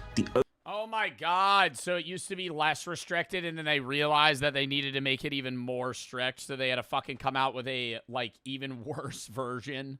Only way that you're allowed to refer to North Korea now is Joseon, the traditional. I mean, bro, and I'm assuming there's like heavy monitoring on these phones now. I feel like we watched something about a North Korean like it might have been a phone where it like takes an image of your screen every 10 seconds or something. And there's like a guy monitoring it in case something happens where they have to be like, oh, what are you talking shit about Kim Jong-un? And then South Korea, almost as if they're belonging to them, as South Joseon. But it gets worse, because Daily NK News, the guys who actually secured these phones in the first place, and whose basement I'm sitting in right now, they've probed around and found all sorts of extra oddities in the software. Like how, if you type Kim Jong-un, the name of the current leader, into any app, it will make the text bold the second you finish the word. Or how all sorts of South Korean slang is just subtly corrected to the more proper North Korean approved way of saying the same thing. Presumably because a lot of this slang originates in some capacity from South Korean media. And the North doesn't want their population. Yeah, but then how the hell, if they're getting a lot of that slang from South Korean media, how would the North Korean people even have their hands on that slang or media to even be able to use it in their phones in the first place? If, like, internet access is restricted, whatever they see on TV is restricted, they're only allowed to see what is shown to them, then how the fuck, like, why do they even have that gateway of the slang if they don't even know what it is? That'd be like having an autocorrect for, like, Big Chungus if you don't know what Big Chungus is. Like, it's unneeded. Like, you're never going to type it. To even indirectly experience that. But probably the single craziest example of this is if we type oppa. This is a common South Korean. Videos get cut, or 1 in 3 videos get cut. A control room, which is millions of dollars. And then the downstream effects, because you have 1,000 cameras recording, you now have millions upon millions of dollars in storage. I had petabytes on petabytes of footage. I mean, you're talking 1,000 cameras running for hours upon hours upon hours, day after day, filming all these contestants. And then the downstream effect is I then have to hire over 130 editors to ship through the footage, and we're editing for so long compared to any other competition show. And it's millions of dollars every step of the way, and it's so much effort. But the reason we do that is because unlike other shows, I don't have to go, hey, this is your 10-minute filming window, say these lines, all right, we're good. I can just leave the cameras running. And we spend all this money on infrastructure so we can just capture the contestants. Yeah, I feel like that is the one thing that they do better. You know how like you watch like Big Brother or Survivor, and during the competition it'll cut to somebody and they're like, I just got to keep my arms up. I know I could do this. Like, they're interviewing them after the fact and telling them to talk like they're in the present tense. Like, that's scripted. Like, that's right. And I'm not defending Mr. Beast videos. Like, there are clearly points where, like, they want it to go a certain way in, like, when it's not 500 contestants, it's, like, less people. They'll be like, hey, like, we're going to tip the scales in this manner. But, like, they don't do that. Like, where it's like, hey, oh, I really got to, like, lock in here for this. It's I know I could do it. Like, brother, it happened, like, 2 hours ago. In the contestants, them being themselves, right? And I don't have to fake anything. But that's the kind of stuff that people don't see and they don't understand, but that's what you feel. And that's why I think partially why people gravitate towards our videos, because they can tell they're authentic and they can tell it's not scripted like normal reality shows, but they can't put it to words if you ask them. And in my opinion, this is why. It's because we go infinitely above and beyond 100x what anyone else would. So contestants can just be themselves and we're recording all the time. And then we can just show an actual true reflection of what happened and not have to craft things in a short window.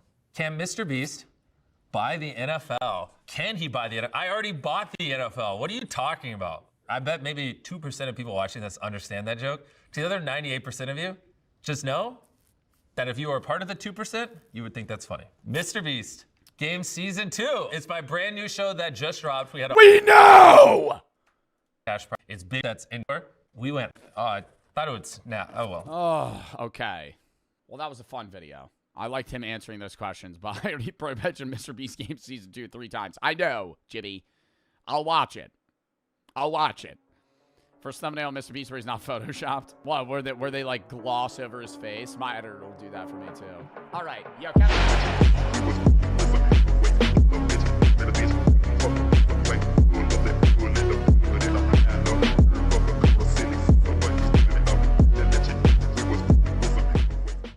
I mean, most people don't realize that, like, the majority of the products that you have are, like, made through child labor. Like, not majority, but a lot.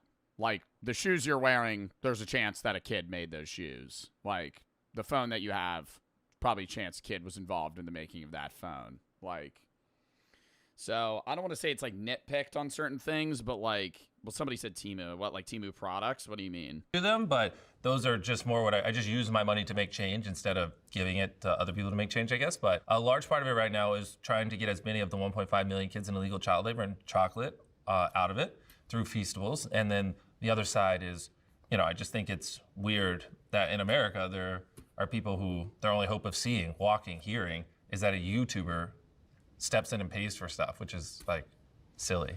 I mean, that's even more of an issue for just, like, healthcare in general, not just in the United States, but, like, the world, dude. Like, people don't have the money to, you know, get the medical aid that they need, and their governments won't help them. So that's, right now, most of where my focus has been in terms of helping people. What is Mr. Beast's favorite YouTube video? This might seem like a weird one. I bet most people listening to this will have no idea what I'm saying.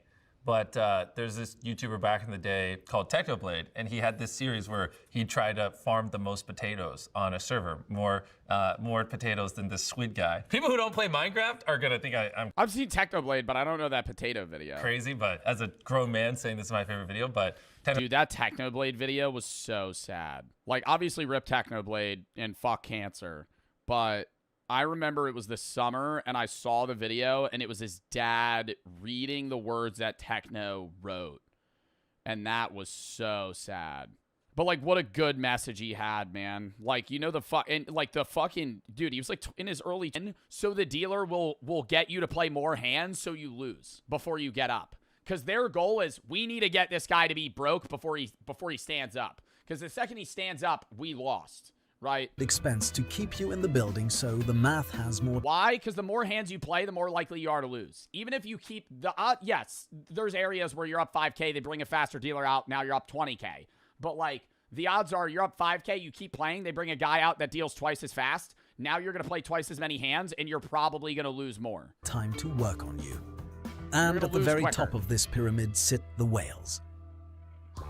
Roughly 0.1% of all casino customers account for over 25% of a total casino revenue. 1 in 1,000 customers generates a quarter of the entire industry's money.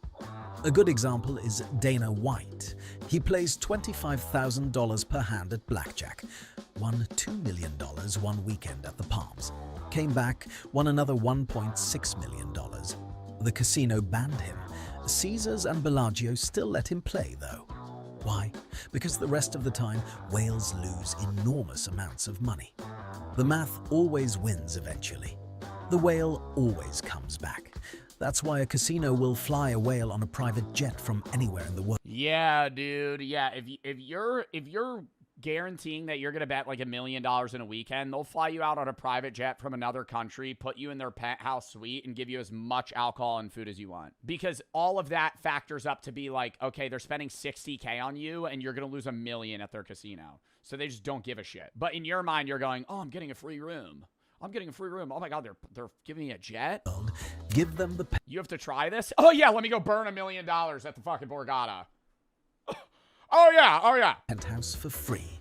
Send a Michelin chef to their suite.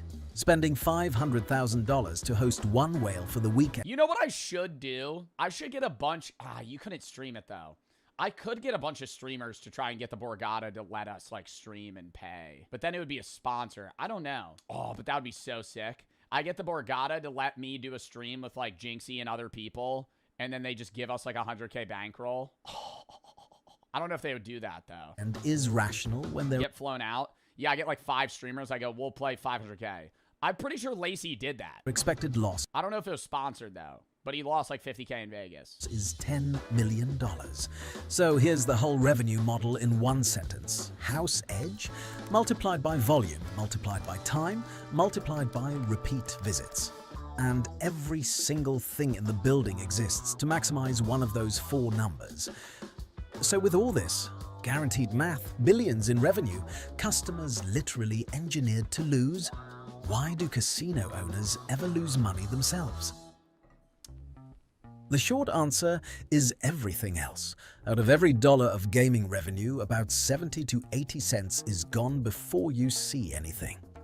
A typical strip casino runs on a 25 to 33% net margin. So, out of $1 billion in revenue, you keep around $250 to $330 million. Where does the rest Well, because it's such a big area, you have to function. So there's so many other things that are coming into play. Go? About a third disappears into payroll. A strip resort employs 3,000 to 8,000 people. Another big chunk goes to taxes. Nevada is friendly at 6.75% of gaming revenue. Macau takes 40% off the top. Pennsylvania over 50% on slots. And then there's the stuff most people never think about. The costs that come from the casino actually being a casino. A Vegas property has more cameras per square meter than most prisons. Every table, every cashier, every escalator, every parking spot is on 24/7 watch, with a separate surveillance department that does nothing else. Then there are the cards themselves. Every strip casino swaps fresh decks onto each table every 4 to 8 hours to prevent marking. Really? I didn't know that. They just be tossing them out, man? Every 4 to 8 hours, they're doing new decks of cards? Wow. I mean, they probably buy them in bulk, but still, they're probably spending thousands of dollars on playing cards. Which adds up to millions of brand new decks thrown out every single year. The Bellagio keeps over $150 million in physical cash inside the building at all times. Ocean's 11. $150 million in cash just in the building? What? And the insurance and logistics for that alone cost millions. Drinks pour by the tens of thousands every day. Not out of generosity, but because a slightly drunk gambler bets bigger. Get the fuck out of here slightly drunk, bro. They want you as drunk as possible. If you're the fucking drink ladies, what are they called? They're not waitresses. They're called something at a casino. What are they called? What are they called? What are they called, chat? Not a bartender. It's not a bartender. They're not maybe a barista. They're not making the drinks. They're bringing them to you. They're not a bottle girl. That's at a nightclub. Anyways, the people that bring the drinks to casinos hover more around areas where people gamble more money. Like, if you're at penny slots, you are not getting a fucking drink. They're a cocktail waitress. That's what it is. If you're sitting at a penny slot playing fucking machine poker, you're not getting a free drink, you fuck. You're betting $20 over the span of fucking an hour. If you sit at a high roller blackjack table, the second you get a drink, they're going to go, want another? Because the fucking drunker you are, the more you're going to bet. It stays longer. And the dumber you'll bet. It's not the more even. It's like, even if say you're drunk and you're betting $1,000 no matter what, the drunker you are, you might still bet $1,000 either way. But when you're drunk, you're going to bet $50 hand, $100 hand, $50 hand, $150 hand, instead of being a blanketed 50, 50, 50, 50. Because when you scale that, you're risking your volatility even higher. Because not a shitty documentary, but like a shitty version of a documentary. That this North Korean company could have bought the license to sell this content. Why doesn't somebody do something about this? Yeah, Zach, why doesn't Amazon fucking sue North Korea for fucking copyright infringement? There are literally sanctions on US companies like Amazon for collaborating with them. There's games too, tons of them, but I just want to show you this football game for a second. It opens with, bizarrely, the same logo that we just saw on the Amazon Prime show, so it seems like this is some sort of large-scale media redistribution brand who's taking international content and making it North Korea compliant. Then we see the boot-up screen with the game's title being International Soccer League 2.0, which is just so Is this just FIFA Mobile? Is this just a rip of FIFA Mobile? They like change all the players to like North Koreans though. It's like Messi, but they just like change it. Like everybody's just reskinned just like fully. Like it's just every team's just only North Korean citizens. interesting because this shot of Messi's face, I reverse image searched it, is not from International Soccer League 2.0, but instead a screen grab from a trailer of Japanese-made Pro Evolution Soccer. The other thing that I think is absolutely fascinating about this football game is the Asian players are missing. Like, you can select the team. I was joking. I was fully joking. There's no way they got rid of all the Asian people if they weren't North Korean. Team, Tottenham Hotspur, with all the correct roster as of 2022 when the game was launched. But they're missing all the Asian people. But with the only South Korean member of that team, Son Heung-min, not present. They just chopped him. Again, presumably to not show North Koreans that South Koreans have proper international... Oh my god, bro, because no. Yo, they had to do that. Because if you were playing this game as a North Korean citizen, you'd be like, wait, this guy's on a fucking UK professional soccer team, and he's from fucking South Korea? athletic careers. In fact, just the general situation with apps in North Korea is so different to what you and I are used to. The first thing that jumps out is there's just so many of them. Like, have you ever seen this? I low-key feel like this phone emits radiation, but like not like ionizing radiation. Like this, I feel like this phone, like if you slept next to it, would probably cause some health problems. This many apps pre-installed on a smartphone. This right here is a medicine app, but a medicine app where you can order whatever you might need for home delivery. There's maps with navigation too, although fascinatingly, it doesn't show a clear dividing line between North and South Korea, and also doesn't let you zoom any further out than the country itself. It's a little bit more advanced. Bro, you can't see the fuck. Do you think they have a globe? Do you think they have a globe? Do you think they teach? Bro, we've seen so many documentaries about North Korea. I don't think I've ever actually asked that or, like, looked into that. Do they know what, like, the continents look like? Than I was expecting in They have to. They have to. some ways too. The Earth's flat? I don't think they think the Earth's flat because there's no religion. There's no religion, and that's where, like, it kind of got phased out. There would be no reason for them to say the Earth's flat. Like, there's a store here where you can buy things like And there are genuine fucking scientists in North Korea. Like, dude, there's people working on, like, military high-grade, like, physics-based shit. smartwatches and So they know the Earth's round. TVs, all using an electronic wallet, and it's part of the intranet. It's also on this phone, really surprising to see. If we look past the logo that is very clearly just an NBC ripoff, this is... It's so weird, though, that they're just, like, choosing random logos to just kind of rip for different apps. online gambling, with even the option Huh? North Korea has gambling? of the intranet. It's also on this phone, really surprising to see. If we look past the logo that is very clearly just an NBC ripoff, this is online gambling, with even the option for sports betting, as well as just What fucking sport are you gonna bet on? North Korean sports? a pretty hefty catalog of video content that you can download. Oh my god, how much are you gonna bet that shit's fucking rigged to the gills? Oh my god. Betting on a fucking North Korean football match and you fucking throw like $5,000 on some shit, they're like, just lose. Just lose. I go, okay. Download onto the phones. But you can also see that the North Korean government's influence permeates every layer of this, even the types of movies available. I couldn't find one from the US or South Korea, but Russian movies?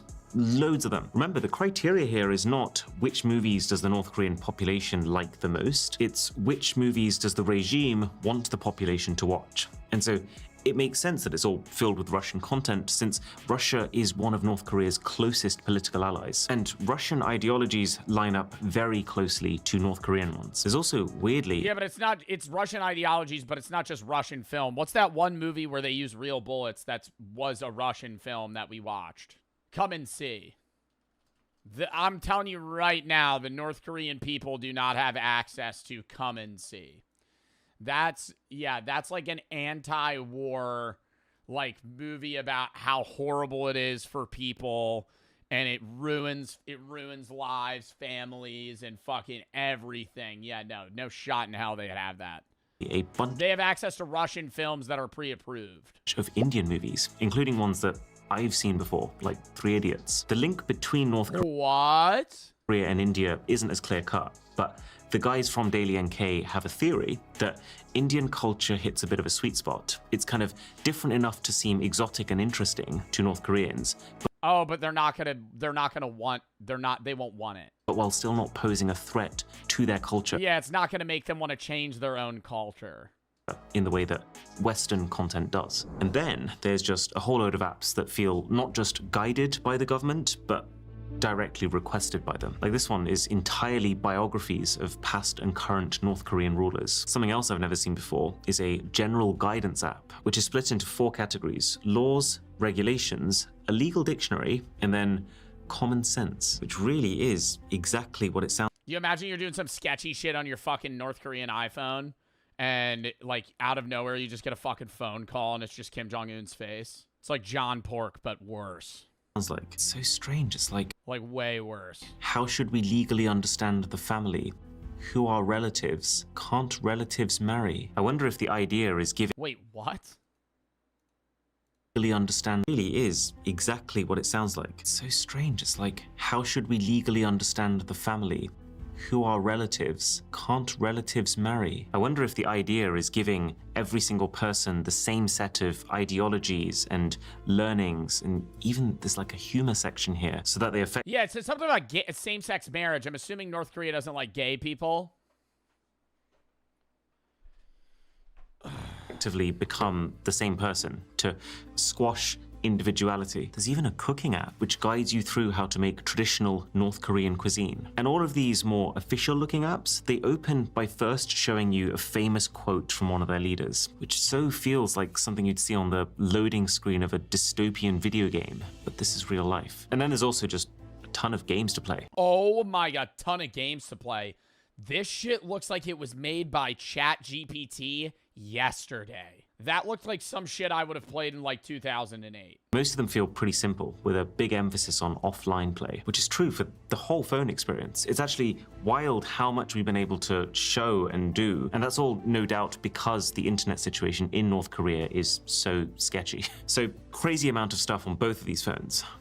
But there's a very good reason for that. See, getting new apps is not as easy for North Koreans as it is for us. They have an app store. You can download apps on your own, but, and I can't actually quite wrap my head around how this is the reality, you can't open those apps until you've taken your phone to an in-person store where they will authorize them for use and download the necessary back-end data for them to function. And believe it or not... What?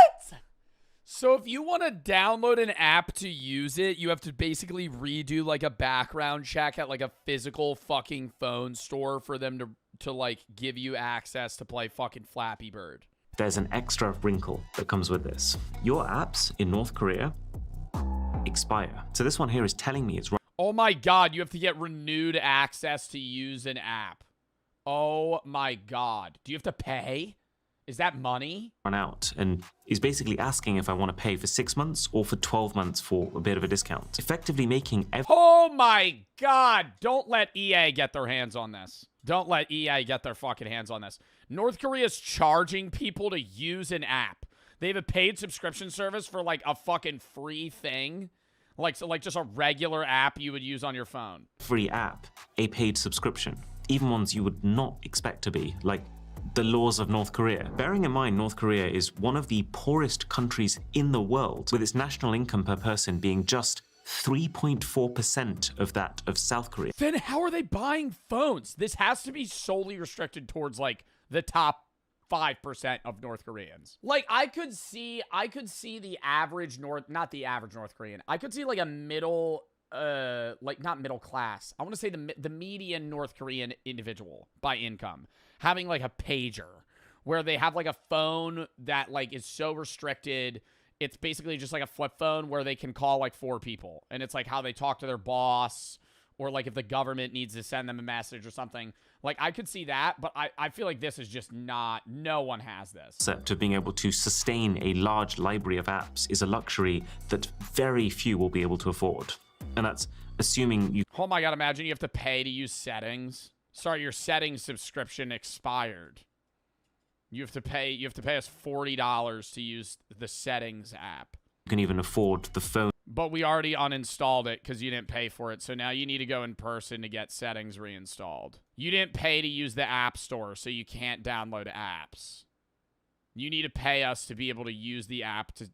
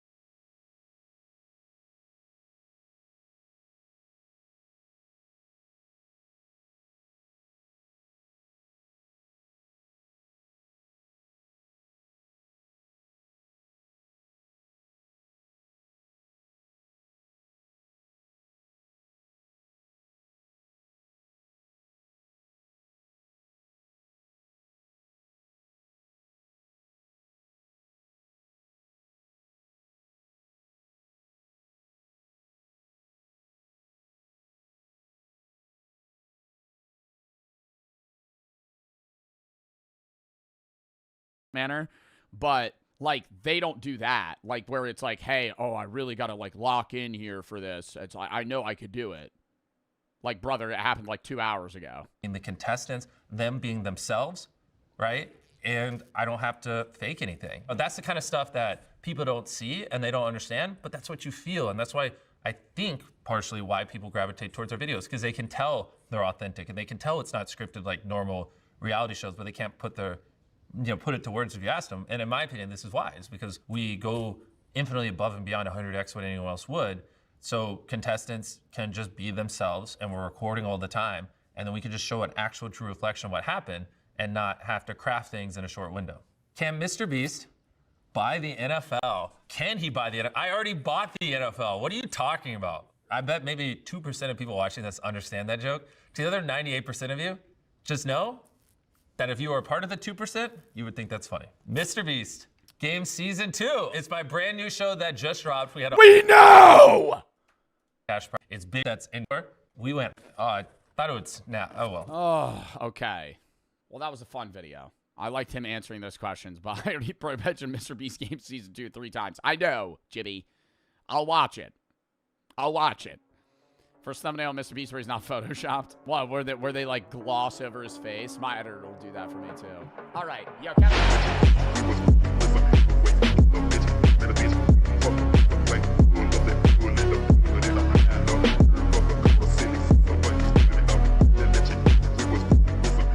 I think the average Mr. Beast viewer that's applying to a Mr. Beast video is probably very introverted, quiet, and not ready to be on camera.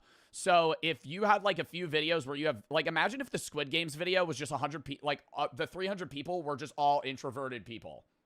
Like, the video would be horrible. Like, I'm not dissing introverted people, but for the content perspective, you need the guys that are like, I'm gonna win this. It's gonna be me. Yeah. Like, those are the guys that you need, right? You need the cocky people. So they have to source them, like, through the groups of, you know, like they're still randomly selecting people, but like they want some people that are personalities. Right. We got another one. Mr. Beast first video. Well, if you go to my channel, you can set it to oldest. But they don't, like, they're not, like, hand-picking, like, all their contestants. Like, if you apply, like, there's, like, you have the same chance as everybody else of getting in. Like, they're fair in their choices. They explained that to me when I was on, this was years ago. They might have changed the system now. But they're fair in selection on, like, how they're picking people. And you will see that my first video is actually, I recreated Saw in Minecraft. I was a little kid with a hand-me-down laptop from my brother that I kind of like stole. I load up Minecraft and I'm just building, like, I built this big box and then I put like some little like pigs from there in there and then put like mini weird saw traps. And I was just like, look at this funny, weird thing I made. And it was, yeah, no one watched it or cared. The thing is, if you watch a piece of content you made 6 months ago and you don't see a lot of things that could be improved, then you're probably not constantly improving and evolving. And on God, though. No, that is true. I look back at my content from, like, years ago, and it's dog shit. Even stuff like, I don't dislike my videos from, like, 2023 and beyond, but I could definitely see things that I would want to change. So for me, there is no such thing as a perfect video. Things can always be better. The pacing or the editing or, you know, even the coloring, the lighting. There is no perfect. How much do you think you got paid for this video? Nothing. You just did this. Because it gives them promotion. Piece of content. And so I think until the day I die, I will always look at whatever I filmed 6 months prior and, you know, see the flaws and think it could be improved. Does Mr. Beast respond to DMs? I'll just be blunt. I probably get over 100,000 DMs a day. So I do respond to maybe a couple here and there a month. But if you DM me, the odds of me replying to you are probably lower than a shark falling from space and eating you. So maybe just don't waste your time. I mean, that would be 0. So. Mr. Beast off camera. That's me right here. It's actually partially why I'm excited to do this. My videos have gotten so big and sometimes they revolve around the contestants and not me. And a lot of people feel like they don't know me anymore or really get to hear me talk. And it was pretty eye-opening. I uploaded a video on my second channel where I react. Well, and dude, it's so much better when he actually fucking just talks, man. Oh my God, the Mr. Beast voice can become unbearable at sometimes. And I know it's like it's like a newscaster voice, but it's like, we're going to be seeing who can last the longest on an airplane today. Did to a video called Hide Me in 10 Years, and it was just me talking. And like the top comment on my video was like, wow, it's very refreshing. They're going to have to see if their mom is really the one they care about. And it's like the emphasizing on certain letters. To see Jimmy just being himself. And it had like 30,000 upvotes. And I was like, yeah, it's performative, but I mean, like, I know that's what he has to do, but it's just like, oh my God. Oh my God. Like, he has to be annoyed by it sometimes. There's no way. Especially when you have to retake some shit like 9 times. I should do more chill things, you know? Because everything I do is like bigger, bigger, bigger, higher stakes, higher stakes. And it seems like right now a lot of people who watch my content or fans, whatever you want to call them, just want to see more raw me. And so, yeah, hopefully people don't have to Google Mr. Beast off camera. They can just see me in situations like this. What does Mr. I mean, this is still on camera. This is still on camera. I think when people say Mr. Beast off camera, they're saying like what is he doing in his free time? Like, how is he acting? Like, you're still like, you're not like performative Mr. Beast right now, but you're still like on camera Mr. Beast. Do with his money. Depends on the week. One week we're burying me alive for a video. The next week we're, building 100 wells in Africa. Jokes aside, I spend most of my money on our YouTube content. Could be literally anything. If you scroll through my channel, it's a bunch of random stuff. So outside of content though, I have a couple cats, a couple dogs. I have a fiance. For the most part, I reinvest all my money into content, and I, don't really do much besides film. What is Mr. Beast? That kind of pisses me off a little bit. That kind of pisses me off a little bit. But yo, you're the biggest YouTuber. Like, it's good that he reinvests in the content and he does like charitable things, bro. Like, you're telling me you don't have like one supercar? Like, you don't have like you're worth like his actual, I mean, obviously he's reinvesting his money, but like he's net worth like $1 billion. Like, his value as a YouTuber, like he's worth like in speculative value like $1 billion. Like, you're telling me you don't own like a fucking like a Lamborghini or something? Most expensive video. Back in the day, it used to be when we recreated Squid Games. I spent $4 million on that. And that was like crazy at the time. But I mean, we've had quite a few videos since then where we $4 million? Ugh. Spent more than $4 million. It's hard because, well, yeah, I mean, it's just like flying the contestants out alone. Like, how much do you think, well, Beast Games isn't his videos. Like, that's like a co-created thing for Prime. But like, I mean, Beast Games as a show, like, you're already flying out like 500 contestants. Like, that alone's $1 million. You're not $1 million. What's like $2,000 times like 500? That's $1 million. Yeah. Like, like room and board and like all that alone, just for like 300 contestants, you're spending $1 million. Then you have production. Like, when I was in that burger video fucking, 4 years ago or whatever, 3.5 years ago, dude, they had like 20 cameramen, 10 editors, mic guys, boom mic guys. Like, dude, the amount of employees is insane. It's a company. That much about the money spent. It's more about the story. What do people feel? And it's not really about the money anymore. But I will say the most just period expensive thing I did was Beast Games, which was our Prime Video show. I mean, in season 1, I spent over like $20 million just building a city in the show. So for the yeah, but I feel like a lot of that Amazon had to have funded. Contestants to live in. So that thing, we got a little carried away. What is Mr. Beast's most popular video? Well, as of right now, my most viewed video is when I recreated Squid Games in real life. I used to, when I was younger, focus a lot on views and how many views does a video get. But the wave I've been on more recently is just obviously how does a video make people feel? Because there's a big difference between 100 million people watching a video, right? Our average video does 200 million views. There's a big difference between 200 million people watching a video and be like, yeah, that was cool, versus 200 million people watching a video and loving it and be like, wow, that was really awesome. And like, nah, I still think hoarder arrested after 175 dogs discovered. My God, 175 dogs. I feel like, I don't know if this is clickbait, but do you actually think there's 175 animals in one house? I don't even think you could fit that many dogs in a home. Like, they would fill the floor. That's some crazy crap, dude. Okay, we're gonna go. Yeah, I'm now thinking that it probably is 175 dogs just off the sheer noise. I feel like they probably would have found this much sooner, no? You know how loud that house would be in the neighborhood? Like, you would hear dogs barking all day. Quick, let's go. It sound like an alarm going off. Holy. Oh my God. No, it's puppies. And they're just in cardboard boxes. Oh my God. I don't know why I was thinking they would be big dogs. Ogden Police and Ogden Animal Services were called to perform a welfare check after several disturbing reports described multiple dogs lying dead in the front yard. One neighbor claimed to have... Dead? What is he, just chucking them outside when they die? What do you do? I feel like this doesn't count as hoarding, though, right? This is like just animal abuse. Like, what a hoarder is somebody that has a bunch of trash in their house. You know, like they just don't throw stuff out.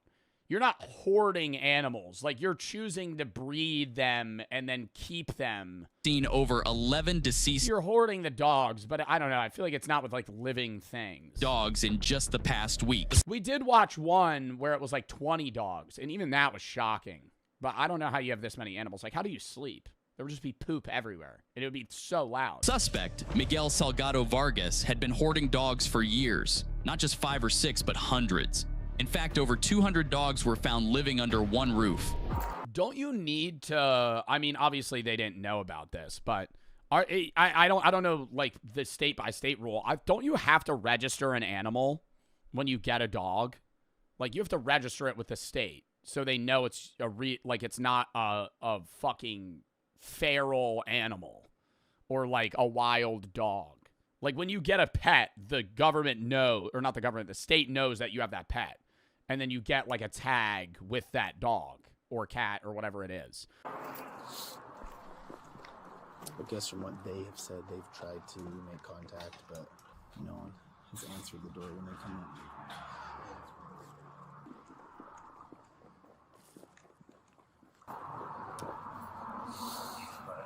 Oh, Lord. Flies. The moment officers stepped onto the property, they were slammed by a suffocating, eye-watering stench. A revolting cloud of decay and filth built up over years of cramming more than 200 dogs into a single hellish house. Yo, is this a fucking AI voice? Just fucking talk, man. If this isn't AI, stop talk. Why are you pronouncing your words like that? If this is AI, just commentate, bro. Who owns this channel? Just fucking say, after the owners, blah, blah, blah. Just say it. I'm shocked at how quiet it is right now. Is that not crazy? 200 dogs in that house? I can't hear anything. Can we talk to you over here for a second? I need somebody in Spanish. Sorry. Yeah, I kind of feel bad, or not kind of. I feel bad for what are they going to do with the dogs? They're all going to have to get put up for adoption, right? And then they're going to end up going to fucking, what is it called? Like, not the pound, but they go to an adoption center, and then they go to, it's like a shelter, and then they go somewhere else. The worst part is when they get over, shelters, but don't they have to kill dogs? Yeah, like a kill shelter. That's what I mean. If they have too many dogs and they can't house them, they have to get rid of them. Yeah, okay. Can you come up? And I hate using that term, but that's literally, they kill the dogs. Right here, we'll cross them in Spanish. Yeah. Is there anybody else in the house? Yeah. How many? Miguel Salgado. A friend of the suspect tried stalling officers, claimed there's foster homes for dogs. But why? They're just not adopted? Why? Wouldn't that effectively just be adoption? Like, if there's a foster home for a dog and you're taking in these dogs, you don't own them. It's like you're just temporarily caring for them until they find a place. Is that real? I didn't know that. Health issues and not speaking English while something suspicious happened inside. But what they didn't know, officers already had a search warrant. In the heart, Burned in the heart? I got problem now, and me too. I have one problem in the heart too. I got it. Oh, ouch. And I very nervous. I very. Yeah.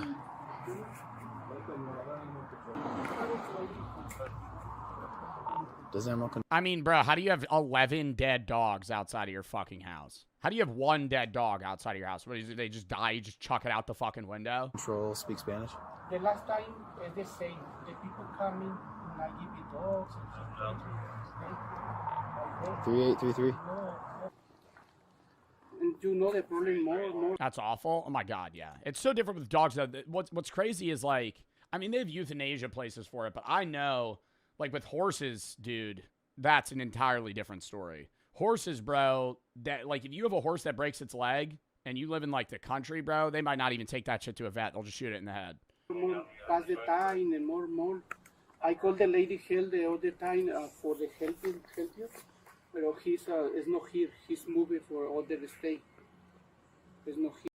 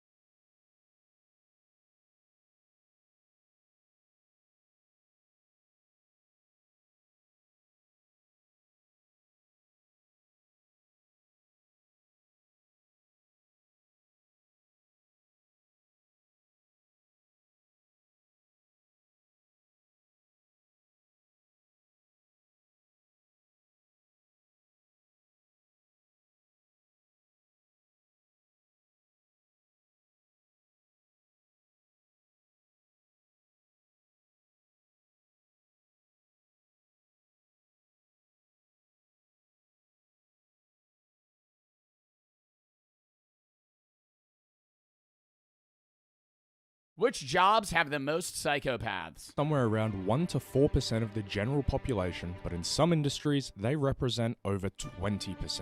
If you thought they'd be busy Managers. No. It's got to be like CEOs. Has the most. Streamers? Streamers probably has a pretty high rate of psychopaths, sure. Streamers, maybe social media in general. But I think like CEOs, CIA, yeah, like a lot of jobs that need like no empathy. Where you just like fire people, kill people, and not care, like working in dark alleyways or cutting people up in basements or chainsawing pretty young girls so you'd be safe in your smelly little office cubicle. You're wrong. Blackjack dealers. Blackjack dealers. 7-card 21. Good luck next time. Reshuffle the cards. You flip a fucking 2 queens. 2 queens, perfect pair. You didn't bet it. 20, I'll stand. You go. They're flipping a 6. They flip 6, 5, 10, 21. Bet again. You got an ace, 8, 19. Stand. They flip a 4, or they have a 4. They flip 4, 3, 4, 11. Flip a 5. You go, oh shit, they got 16. Another 5, 21. Sorry, good. Better luck next time. Better luck next time. They're far more likely to be in corner offices on live TV or running for re-election. Because while some careers reward empathy and compassion, others reward manipulation, power, and control. Let's quickly understand what a psychopath is and then dive into jobs that attract the most psychopaths Making meme coins.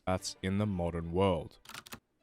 Psychopaths aren't just like the villains in movies. More often than not, they're high-functioning professionals living right next to us. Psychopathy is defined using the Hare psychopathy checklist, and it splits psycho traits into 2 major categories. We've got interpersonal and emotional traits, and we've got behavioral traits. Psychopaths have a major lack of empathy, absolutely no remorse, they're pathological liars, they're superficially charming, and they'll manipulate you in any way they can. They're also highly impulsive, thrill-seeking, irresponsible, often highly ambitious, and chronic rule breakers. In practical terms, a psychopath can fully understand what they're doing is harmful, they just don't care. Neuroscience studies back this up too, showing they're simply built different. Their amygdala, which processes empathy and fear, runs on low power mode. You put that kind of person into the workplace and what happens? You suddenly have a predator in an environment built for cooperation. They play office... Well, they would still experience fear in some way, right? I never knew that psychopaths have a lower level of empathy and fear. But could you have the reverse? Like, who's the guy that climbs those towers? You know what I'm talking about. He free climbs towers in cities. What's that guy's name? Alex Honnold. Is Alex Honnold a psychopath? I don't know.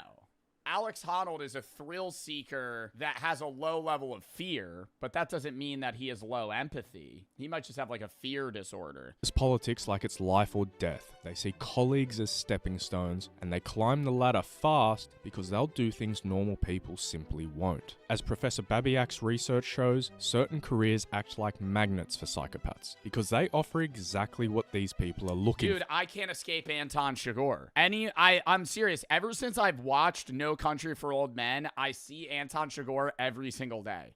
Every single day, I see Anton Chigurh. He's like the most popular figure in my day-to-day life. For status, power, and the... Who is that? This guy. Anton Chigurh is a character in No Country for Old Men. He's a psychopath. Because they offer exactly what these people are looking for. Status, power, and the ability to control others. So, yeah, it's usually like higher power positions. That's why like CEOs are a higher percentage of psychopaths. They're not 80%. It's just like there's a higher... If psychopaths are 1 to 4% of the population, that's what he was saying. Like CEOs might be 20. 20% of CEOs are psychopaths. There's a higher concentration. Are they? Psychopaths thrive in systems that reward the worst parts of them. So give them status, power, competition, and the ability to manipulate people, and they'll rise. Well, control and leadership as well. Like, psychopaths are not inherently bad people if they control the bad aspects of their personalities, right? Like, that's one thing that needs to be said. Like, when you think of the term psychopath, you think of, like, serial killers and fucking American Psycho. Like, the average psychopath is a pretty normal guy. Like, he might be a dickhead CEO, but you're not in your head going, he's a psychopath. You're going, he's just kind of an asshole rich guy. Like, he's just like a dude on the street, you know? Like, I think we're, like, mapping it up as these psychopaths need power and control. It's like, no, realistically, they kind of just, like, control employees, push out other competition, step on people, low ball competition, right? Like, they do day-to-day shit that, like, feeds that, but it's not like, oh, they need to fire someone every day and fucking stomp out small businesses to have feeling. To the top. We're going to dive into the 10 careers where you can statistically find the most amount of psychopaths. These rankings come from psychologist Dr. Kevin Dutton. Number 1, plumbers. Research into psychopathy in the work. Just some random fucking job. I feel like if we're going through 10 of them, there's going to be one that I'm like, oh, really? Oh, really? Ooh, police officers. Yeah. I didn't even think about that. Yeah, police officers, cops. There's probably a higher percentage. Place. If you'd like to read about it, check out his book, The Wisdom of Psychopaths, or watch his podcast with Chris Williamson. Now let's dive into the list. Do you want to take a guess at what number 10 is? 3 seconds. Ready? Okay, well, see, here's I'm pausing. Because number 10, like, I think I could guess jobs that are on the list. I think CEO's number 1. But, like, number 10, something that has, like, fractionally more psychopaths. Managers. Not a CEO. A manager. A manager of a local McDonald's. He's a power-hungry psychopath. He loves making you clock into your 9 to 5. He gives you the days that you don't want to work. He makes you come in. You guessed it, priests and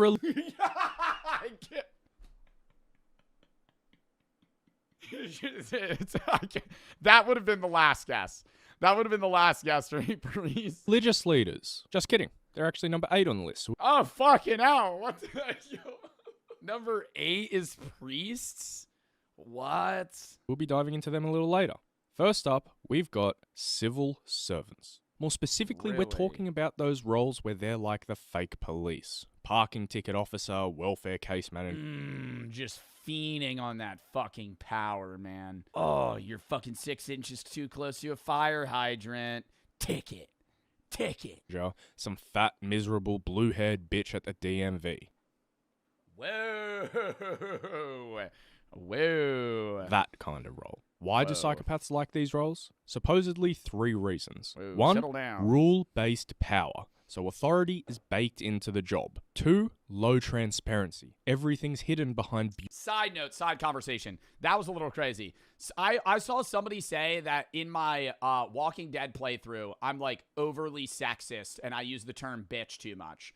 When when I use the term bitch, I don't mean women, right? I just say I use the term bitch in the same way that I use the term dick, right? So it's like, when I say that, I don't want you to think, oh, I'm calling somebody a bitch because they're women. I'm just saying that you're being a bitch, right? You're being a bitch. You're being a dick, right? I use them interchangeably. Bureaucratic curtains. And 3, diffused responsibility. No single person is blamable. These guys get to inflict hardship while experiencing 0 emotional discomfort. Or I'll go, bitch. They say somebody says something crazy. Bitch.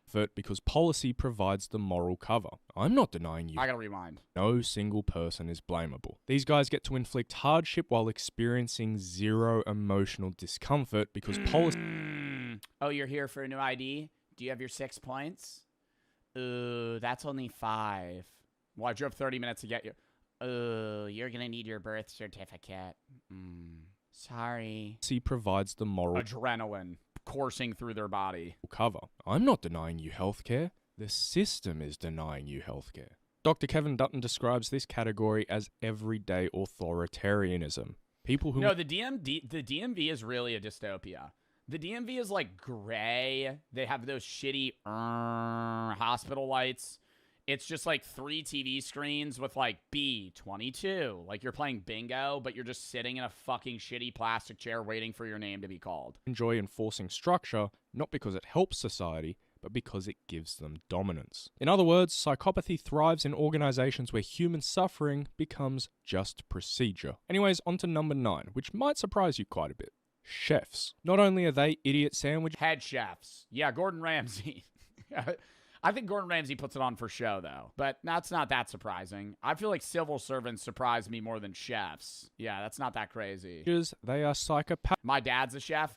Okay, but you got to keep in mind this video means the highest percentage of psychopaths. Just because your dad's a chef doesn't mean he's a psychopath. It just means there's like, 8% of chefs are psychopaths. which is higher than the average population. Classic idiot sandwiches. Kitchen culture is brutal. High stress, long hours, sharp knives, Ooh, the bear. fire everywhere. Chefs operate in an environment where perfection is expected and mistakes are punished instantly and aggressively. What kind of personality thrives in that kind of environment? The kind who doesn't crack under pressure, who can bark orders without caring who they offend. Someone who sees people as tools to get the dish out fast. I'm not saying Gordon Ramsay's a psychopath, but maybe his mentor Marco Pierre White might be. No, I didn't make Gordon Ramsay cry.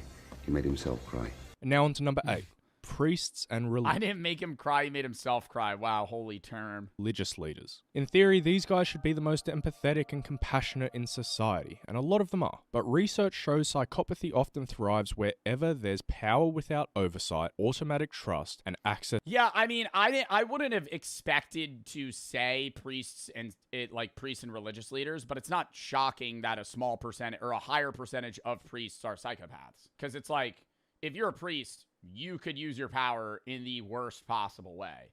Like, you have a following of people that, like, beckon to your call. Like, they literally follow you. Obviously, they follow God, but follow God through your word. Like, they go to your church. They listen to you preach. Like, you can mind meld them to whatever you want. To vulnerable people, and religious roles often provide all three. Kevin Dutton's pointed out that spiritual authority can often become psychological authority, and some individuals exploit that. Honestly, if you want the perfect example of a crazy psychopath within religion, look no further than Kenneth Copeland. Oh my God, that motherfucker, dude.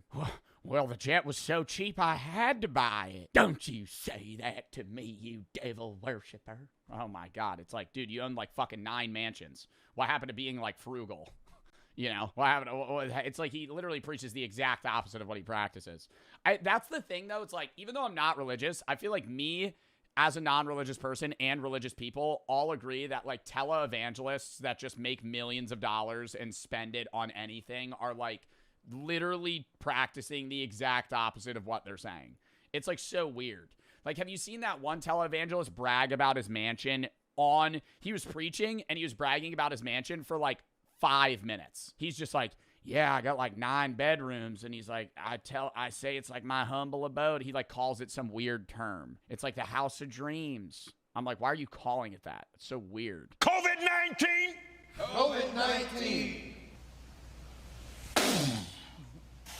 Net worth in the hundreds of millions of dollars, straight up demonic eye. That video is so creepy.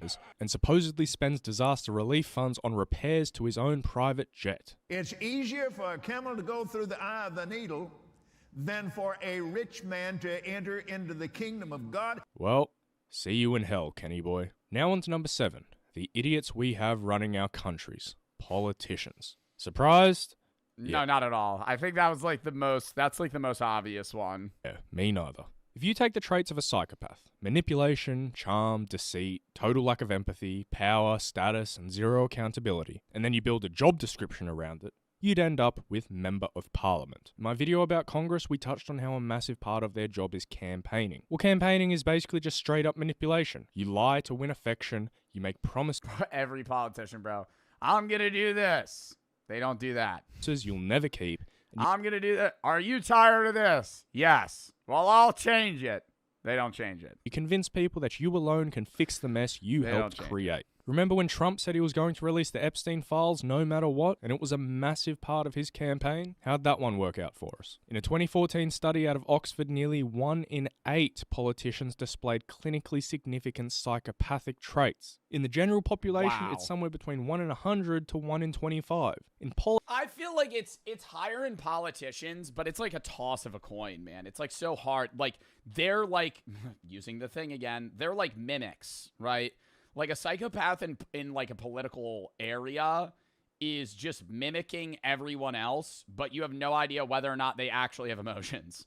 Like, they're just acting like they do. Politics, it's 1 in 8. Because there are, like, it's impossible to say all politicians are shitty, because there are good politicians. I just think a lot of politicians that get into power end up being psychopaths because they're the most successful. Perhaps power doesn't actually corrupt. Maybe it attracts the already corrupted. Now on to number 6, media and TV personalities. Fake, fake, fake, fake, fake. they're all playing characters. And it Yeah, they're playing characters, but are they psychopaths? I don't know. Like, I don't think Jimmy Fallon's... The fight, not what happens on the field. This has been going on for thousands of years, and the number of times it's most... Yo, this is starting to feel like a prom after party vibe, bro. Like, nobody cares about the event. They're just there for afterwards. Like, they're showing up like, okay, yeah, let's get the fucking tradition over with and start chucking rocks at each other. Turn into full-blown bloodshed. It can't be small. Itu bisa hilang. So if like that always happen like this, the culture, the Bartolozzi will be gone. Yeah, it's ruining a lot of things about this place. Sumba might be one of the most magical places I have ever visited. And I travel the world for a living at this point. But the island sits in this just incredible sweet spot. On the one hand, it feels just completely unadulterated. The culture is raw, untouched, authentic, and... Oh, that guy's on Beetle Nut. On one hand, it feels just completely unadulterated. The culture is raw, untouched, authentic in ways that can feel impossible to experience in the modern world. Bro's geeking? Well, not geeking. He's just highly stimulated. What the hell is Beetle Nut? You see when their mouth's red. It's like this thing they chew, and it's like a similar... It's like cocaine. And yet, counterintuitively, you're just an hour from Bali. And you're not sleeping in a jungle. Whenever they interview them and you see they have like a wad full of shit in their cheeks, it's usually not tobacco, it's Beetle Nut. Their mouth is all red. All right, yeah, this is an ad at the end, but that was really interesting. That was a fucking W video, dude. Steel ball run, but it's battle royale instead of racing. You're able to produce content like this for a long time. Amazing, Andrew, really. Glad you got away safely. Yo, honestly, dude, he could have gotten hit in the fucking head. I'm Indonesian. This is my first time knowing how chaotic this culture is. Indonesia is home to 1,300 distinct ethnic groups and 718 local languages. That's why so many Indonesians don't even know about this ritual. Yeah, that's wild. Like, you live in Indonesia, and you've never even heard of this. Because there's so many different cultures and traditions that it's like, you could be like 35 and having never heard of like this one island in Indonesia that does this every year. Next video, chat.